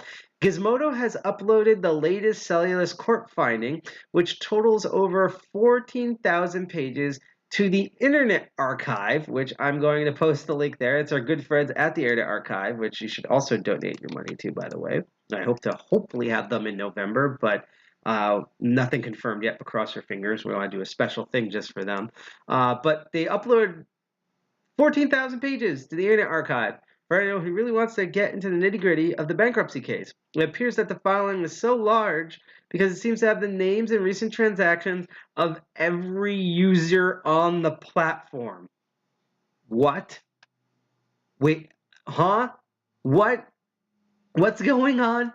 This is the actual PDF. I'm actually going to copy paste it in the chat. This is the PDF. So in the bankruptcy ruling, because Celsius has to announce that they're filing for bankruptcy. See, July 13 filed voluntary petitions under Chapter 11 under bankruptcy, and thanks to their partner here at Voyage Digital Holdings, that Voyager under Celsius, they put together a PDF, but instead of just putting the actual transactions of like their core staff, which would have been enough, they instead posted the entire transaction list of everyone who's ever made a transaction on here. This is in the legal stuff right here. So essentially, they ended up doxing every single person who did an exchange or transaction on their own network, thus violating the whole point of the cryptocurrency, the Sakamoto Papers, because now everyone's stuff is public and you can see the names and filings of everyone on here. And it's gotten even so much more crazy here that people have made actual like applications to search if you were one of the people compromised on it. So this is the first one here on the Celsius network itself. Jason Berga made a whole thing where you can put in your full legal name and find it, because again, it's in the PDF document. And then someone made Celsius Victims, Celsius-victims.com, that allows you to put in your legal name and also find if you were screwed over and leaked on this list, because your information is now public. Your first, your last name, your keys on there, and the transactions, all of them with their addresses on the block and how many you did. Holy fucking shit. The claims processing FAQ is the one where details this, where you can actually get the PDF data here of like where the schedule is assets and liabilities because of the bankruptcy. Do I have to file a claim? And this is how people found out. So basically, Celsius doxed not only just themselves, but everyone on their network because of a court case, even though they didn't have to. And in fact, the saddest thing, which is mentioned in this Newsweek article, is that one of the people, if you look up his name, and we're going to look him up in a moment, who lost the most here. Let's actually use one of these. Let's go to CelsiusVictims.com. Let's search. Might take a moment. We'll make this into a race. Let's go between these two. Yep. So he had 3 coins on the Celsius network. Yeah, he lost like $15 million in the equivalence of cryptocurrency due to the bankruptcy thing. And he used to be a Bitcoin millionaire. And a couple of weeks ago, he had his in-person fortune stolen in an in-person mass robbery. So he was actually goddamn home invasion robbed in Spain. And then a couple of days later, he lost even more because of the liquidity thing. And now everyone knows and can point and laugh at him because Celsius doxed everyone, including him. Holy shit. Like, this is why policy is super important in the crypto space and blockchain space. This is why it needs to be talked about more. Policy and privacy, the 2 Ps. We need PP, privacy and policy. That we need more building of that. We need better code that is backed up by better security methods of actual privacy, decentralized cryptographic security methods, combined with actual policy things that says we will not dox our users in court cases. And so I just, there's probably a bunch of assholes out there, but I feel sad for anyone because there's just probably some people may have traded a couple, who may have converted a couple of coins on Celsius network, just to be like, oh shit, these have lower gas fees. I'm just going to do that real quick. I just had like a couple of coins and now all their information's out there. We know their legal name and all their transactions because of this. So my heart's out there for the potential thousands, if not hundreds of thousands of users on Celsius network, where thanks to court case and through complete stupidity, not only is all your stuff doxed, but thanks to the fact that it's on the Internet Archive, which we're not blaming the Internet Archive on because they're doing what they do. But because it's now on there and on the internet in general, it will never go away and all your stuff is out there. So, sorry. Welcome to the age of why the hell are we trusting centralized authorities when the whole thing that most U.S. libertarians try to bitch about with cryptocurrency is, yeah, fuck the man, it's all decentralized and stuff. And yet then they put all their stock into these centralized systems such as centralized bridges, centralized exchange controls, and then all of this bullshit happens. Crazy, huh? So our final middle topic here is about a bot. So MVE, this is a very interesting. So MVE, let me see if I could look this up here. By the way, I tried looking up the actual bot. It's known as 0xbadcode.org. And you actually do get a website, but the only thing it lists is this little, I'll even reload the page. It's like this box just drops down, and that's it. So it's just like a landing page. But this was like an infamous malicious bot. It is a whatchamacallit. It is a maximal extractable value bot. So this is a bot that goes around and it talks to different bridges and exchanges. And normally these bots just do automatic transactions, so that way their users run it like the way a computer security person would run a code daemon in the background to automate some things. That's what they normally do, is just automate transactions and exchanges and stuff. Well, this bot, known as Bad Code, with a 0 for the O in code, was notorious because it was a malicious bot that would figure out basically how to double talk vulnerable bridges, kind of like the Binance one, in order to give exchanges the stuff that they want. But a very hilarious thing happened recently where it tricked a bridge essentially into giving it 800 Ethereum tokens, which is a lot of money. And then it lost 1,100 Ethereum tokens to an even more real-life clever hacker. So a bot outsmarted some dumb code, and then a human hacker outsmarted an AI bot. Isn't that freaking crazy? That is just absolutely just freaking nuts. So again, 0xBadCode is a prefix of a contract for a meme pool bot that's been pretty active. and they send over 220,000 transactions on Ethereum, probably to like some Arab nation hackers or something. So someone tried to sell 1.8 in USDC, which is like a centralized stablecoin for United States dollars, on Uniswap V2. They got $500 out of it in return. I mean, it was a crappy deal because it tried to negotiate that. This is generating a massive ARB opportunity, and you can see the actual transaction right here, where it did it through Uniswap. This bot is like pretty freaking clever. He did that. Bad code dutifully backran an ARB in the meme pool along ARB touching many protocols. So they netted overall 800 profit due to this exploit on the Uniswap bridge chain, which again, this is a problem with bridges and exchanges right now. We need to have more security, better audits, better encryption and everything. But then an hour later, it was all stolen. So yeah, this is the actual transaction hash where you can actually see that like essentially over nearly $1.5 million worth of Ethereum, aka 1,101 blah, blah, blah, Ethereum tokens were stolen from an actual hacker. So basically what happened is that bad code did not properly protect the function it used to execute the DYDX flash loans. So you can see here the call function here, which I'm going to blow up, which is the function called by the DXY rise part of execution. So you see the emitted events and then the execution trace. So when they announce that thing, yeah, and the mainnet, yeah, the soul margin, the proxies, that's exactly where that would be where you would do the DYXY flash loans. And as you can see, it's highlighted in yellow. The call functions for them, particularly on the proxy side under the solo margins, is were not secure, and so a hacker wiggled their way in and did that. So as he explains here, when you get a flash loan, the protocol you're borrowing from will call a standardization function on your contract. So therefore the DYDX in this, that's the call function on that. The code that the bot used unfortunately allowed for an arbitrary execution. Yay for code arbitrary execution is my favorite, especially in the video game world. So the attacker uses to get bad code to approve all of their WETH for the spender on their contract. You can see it right there.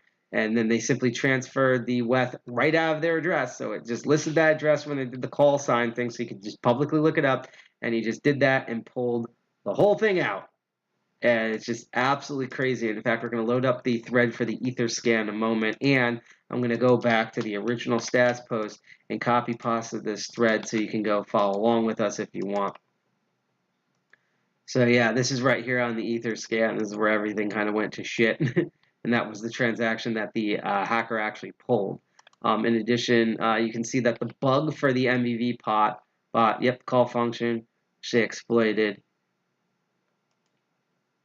And this is the actual, yep, MVE bot.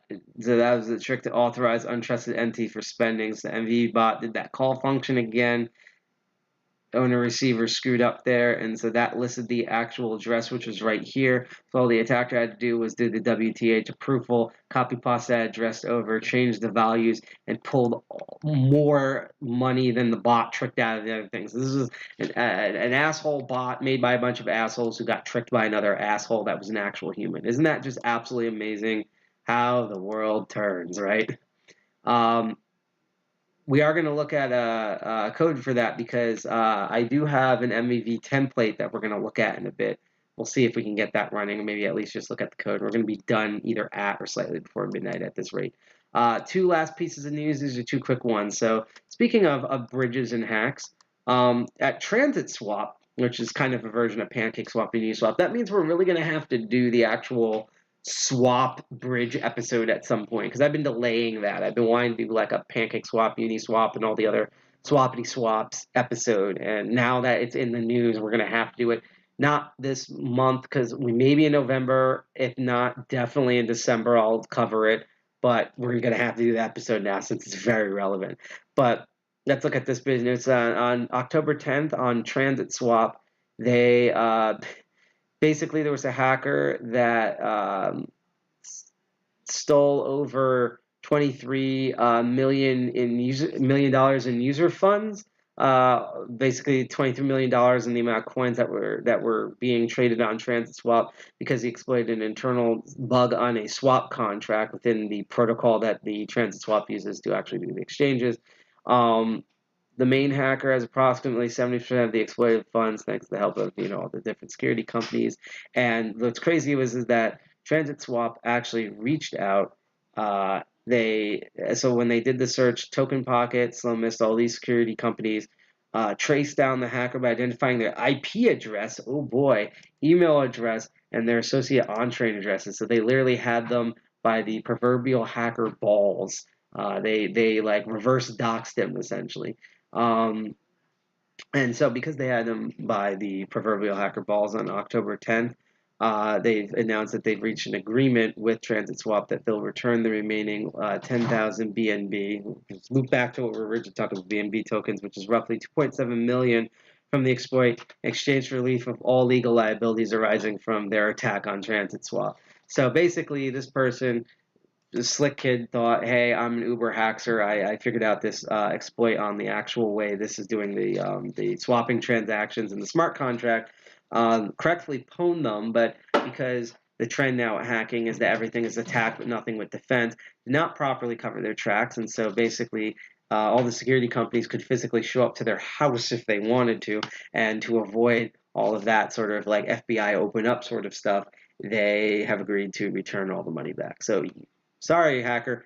You could have been like you've been anonymous. We wouldn't know who you were, but you could have been like a true legend, or you were yet again like one of the hackers in the early days that sold a ton of crypto off of a bridge and lived to tell the tale. But you didn't live to tell the tale because, again, it's very important that you actually have actual privacy and security stuff when you go and do this, even if you're the attacker, or we can reverse and find you, see all the Celsius employees who just got their stuff doxxed just because of a freaking legal case, never mind if actual like white hat hackers get on your ass.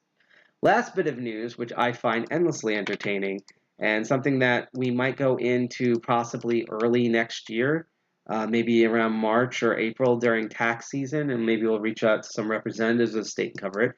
But Colorado, the state, Colorado is interesting because while it is kind of like Midwest Hicksville, Colorado, especially especially Colorado Springs itself, it's like, I wouldn't say progressive, but they do a lot of new things. They were like one of the first to really test and try to do like the cannabis industry, different forms of like, medical rights and, privacy and freedom of expression rights and things like that. Colorado is like very out there. They're kind of like the Wild West. They're like the in beta for what a lot of like other crazy states like New Jersey eventually do. And so Colorado is if not the first state, one of the first states. I think especially the state, because I think some towns and cities have done this, but it's definitely the first state in the United States that is accepting cryptocurrency for tax payments. And this is going to be very fascinating because this could either be really awesome, I hope it's awesome, or it can be an absolute mess. So as it's listed here, I'm going to zoom in just a bit more. Colorado is accepting crypto as a payment for any taxes owed to the state as of September 1st. It was a result of a promise made earlier this year by Colorado Governor Jared Polis, who had proven his commitment to establishing the state as pro-cryptocurrency. So Colorado, I don't know what their slogan is. I should look that up. All I know is New Jersey is the garden state because we grow smokestacks and weed. And weed's the very recent one.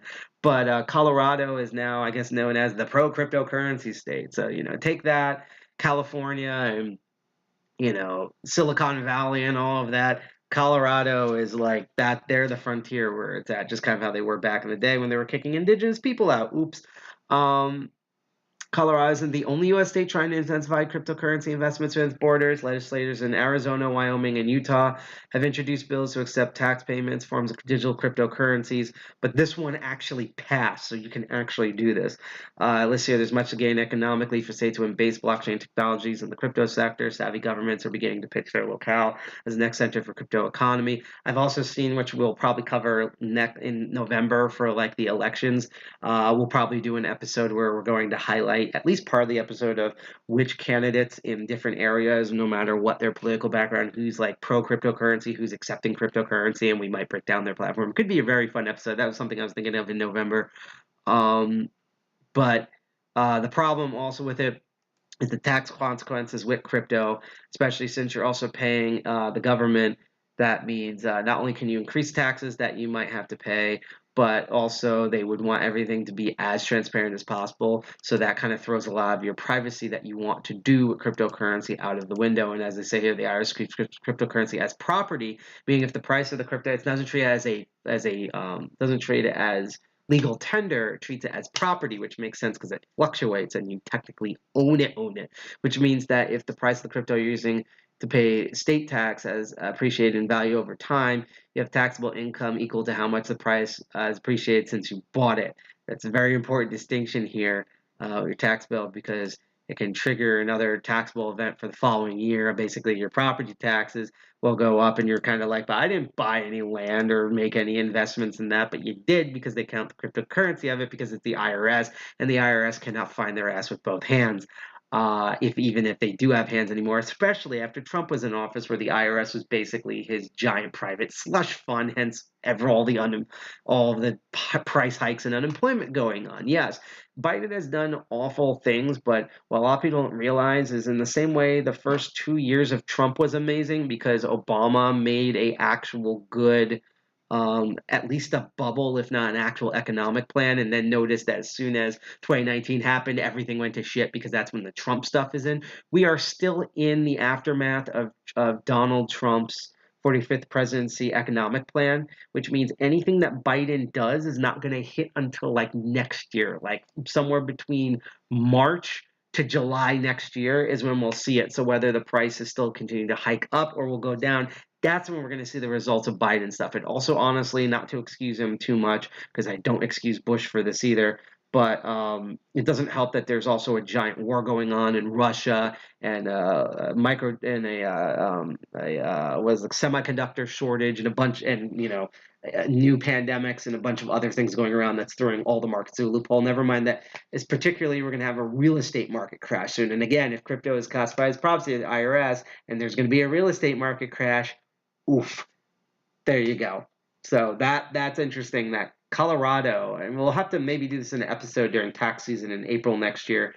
That was what we'll do. We'll do taxes and weed because we're already going to do 420 stuff as an episode in April. So taxes and weed, that's what we'll do for April in 2023 on Crypto Baron. So we'll reach out to like legislators in Colorado, maybe to this Jared Polis or one of his representatives, and they can talk about that on air.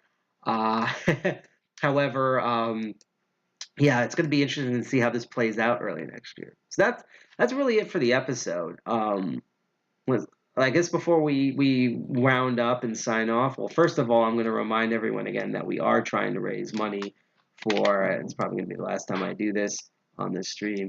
Hello there, Kiri Bloodrose. I hope you're kind of enjoying this.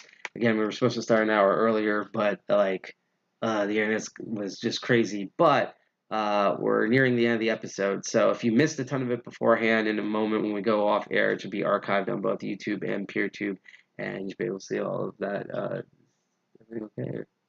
Yes, I'm going to do that. Yep. So kind of the wrap up here. Here is the charity donation drive link. If you want to click on the link, while you can, there's also the QR code in the corner, and you have the widget that's on Twitch. We were going to look at some code, but you can do that independently. We might actually revisit this, where I found an MEV template designed by Digachi here. So I think we're going to run this as a future episode. And this is the Kick BNB. And actually, I think what we will do is, to end this, is I'm going to play the last video, but right when the video ends, so I'm going to turn the camera off. When the video ends, that's when we're going to just go into the ending. If you're on Twitch, stay tuned because, and actually I'll switch to just chatting mode. Stay tuned because we're going to go raid another channel, and I saw a bunch of really good streams earlier on a lot of technical topics, so we're probably going to raid one of those. Say hi to whoever we raid. Again, because I'm wrapping up the show, but we are going to play another video, and then we'll cut it, and there won't be any interactions. But if you want to check us out at DEF CON 201, again, our website, I'm trying to get it back up this week. even if it's just a forward to our blog. Speaking of our blog, you can go to our media blog at that link. We also do have a Discord channel. I try to be active on it at least once a week because we're trying to get our alternative and slightly more popular IRC running as well as our local chat, but that will happen when we do our meeting later this month. And if you also want to donate, by the way, the giving block, that's also that link there on the Medical Students for Choice. So either ones would be great. And then finally, where are we here? If you want to catch us on social media, yeah, I know, I am too, and I hate that they have a limit if you're not on Nitro and stuff. It drives me crazy. Here's the link tree to all of our social medias, which are two popular ones, is DEFCON21NJ on Twitter and DEFCON21 on Instagram. But we're on a bunch of different things. You can follow us on hostducks.social, which is our Mastodon instances. You can find us on minds.com, which is a sort of cryptocurrency integrated independent platform. You can find us on GitHub, where you can look at all the code stuff that we were going to do today that I'm definitely going to do in future episodes. You can see all of that. But all of those links are on there. And yeah, that's kind of it for Crypto Barons. Real quick, so again, this was an anomaly because I originally, as I announced, I wanted to do this on Columbus Day, but so much weird stuff happened. So we're supposed to do the 2nd and 4th Saturday of the month. So we're supposed to do a stream because of this. Let's see, that on the 22nd, so next week Saturday, not this week Saturday. However, that might be bumped to the 29th. I will make that announcement on Friday, the 21st. That's when you'll know if it's going to happen that week or next week. We will make an announcement on our social medias, Twitter, Instagram, and stuff for that. So I do know exactly what I'm going to do on this episode. It's going to be the Halloween spooky episode, and we're going to be covering a lot of death and evil and destruction stuff that happens in cryptocurrency. I mean, if you thought these hacks were scary as part of spooky Halloween season for this episode, wait till you see some of the actual real life like ghouls and goblins that we're going to be really covering on the episode of Crypto Barons. So I'm going to play this video. It's going to show a hack that is known as a re-entry hack, which is very similar to how the Binance hack was worked, where they did the transactions twice. So we're going to air that video. This camera is going to turn off, and then as soon as that video ends, it's going to be the end of our stream. And if you're on Twitch, we're going to go raid someone. So thank you for watching, and hope you follow us at DCG201. I hope to see you next time. Hopefully on the 21st. If not, it's going to be on the 29th of this month, just because my schedule is crazy.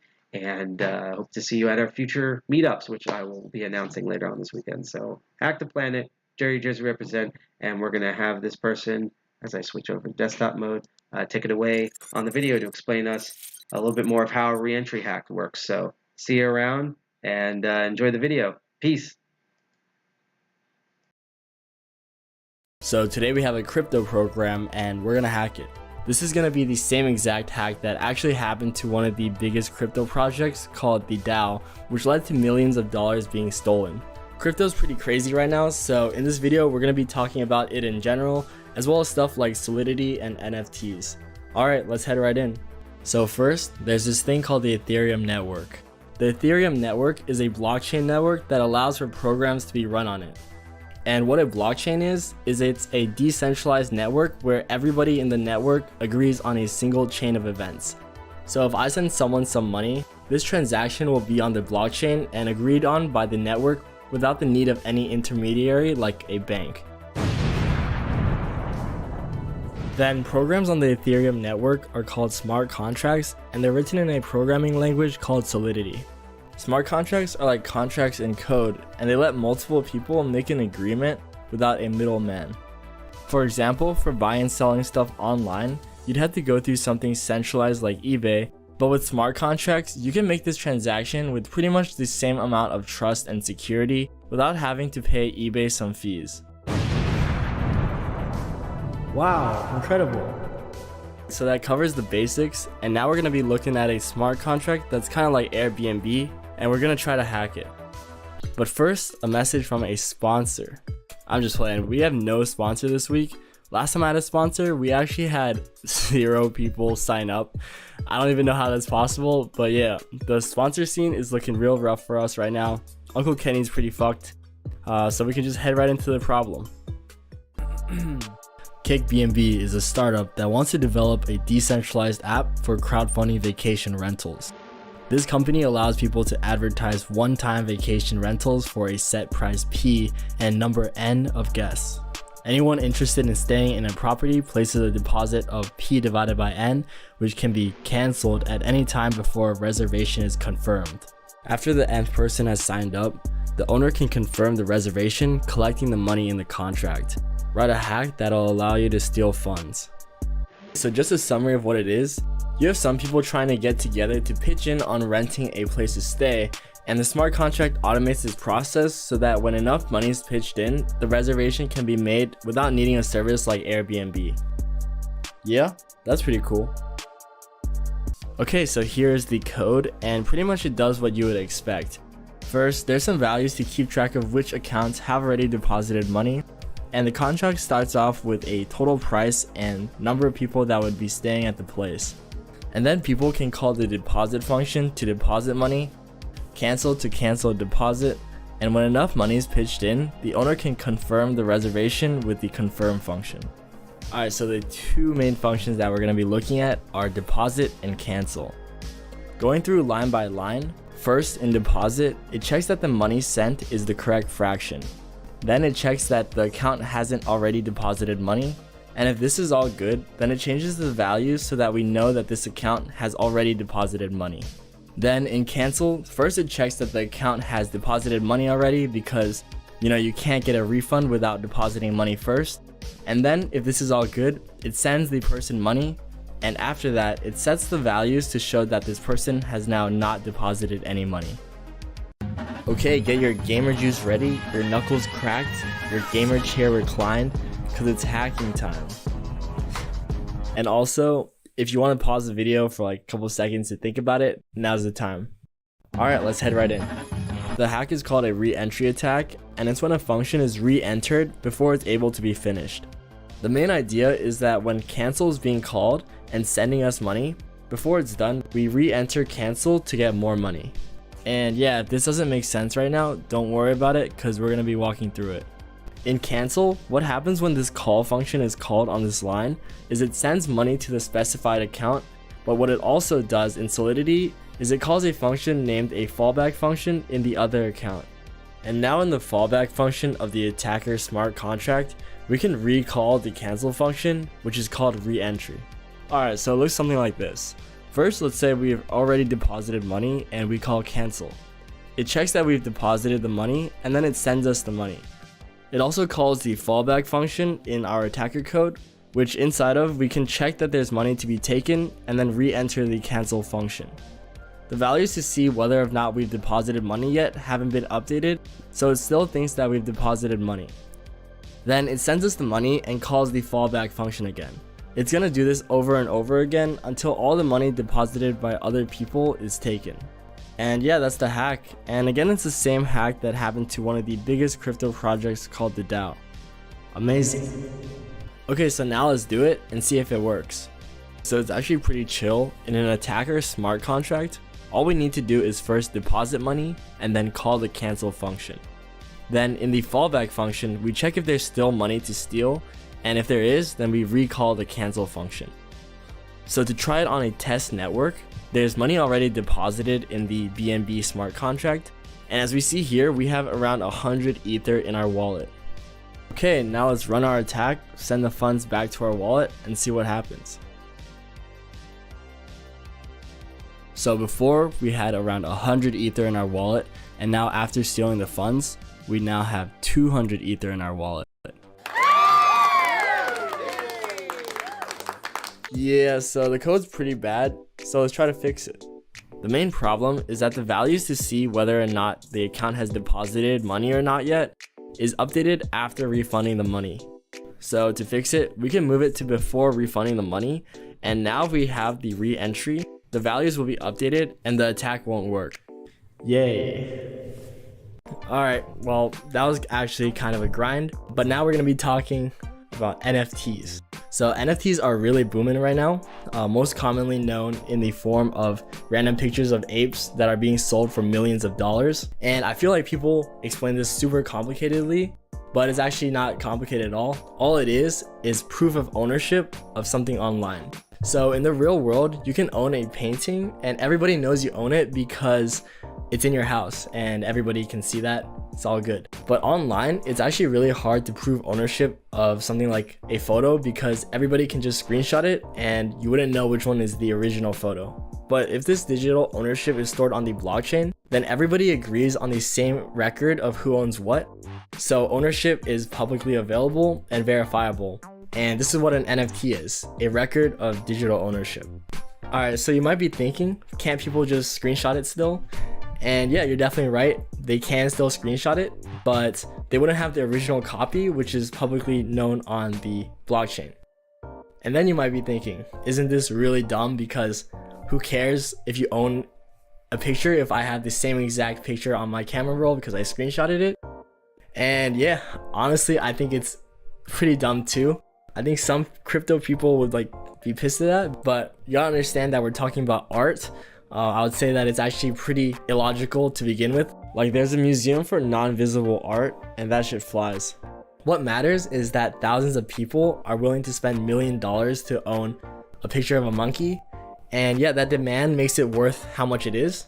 And the demand's only growing. Honestly, I don't know how long this hype will last, but the underlying technology that NFTs work on, which are smart contracts, have applications way past NFTs, so that's why I think it's actually pretty cool. Yeah, that's about it. I hope it made sense and was at least a little bit entertaining. Yeah, an update on my life is that I'm finally done with finals, so I'm at home now. School is a fat grind, so that's why I haven't really been posting much. I'm actually working at a crypto company this summer. No, this is not because I was rejected by HRT. Why would you even say that?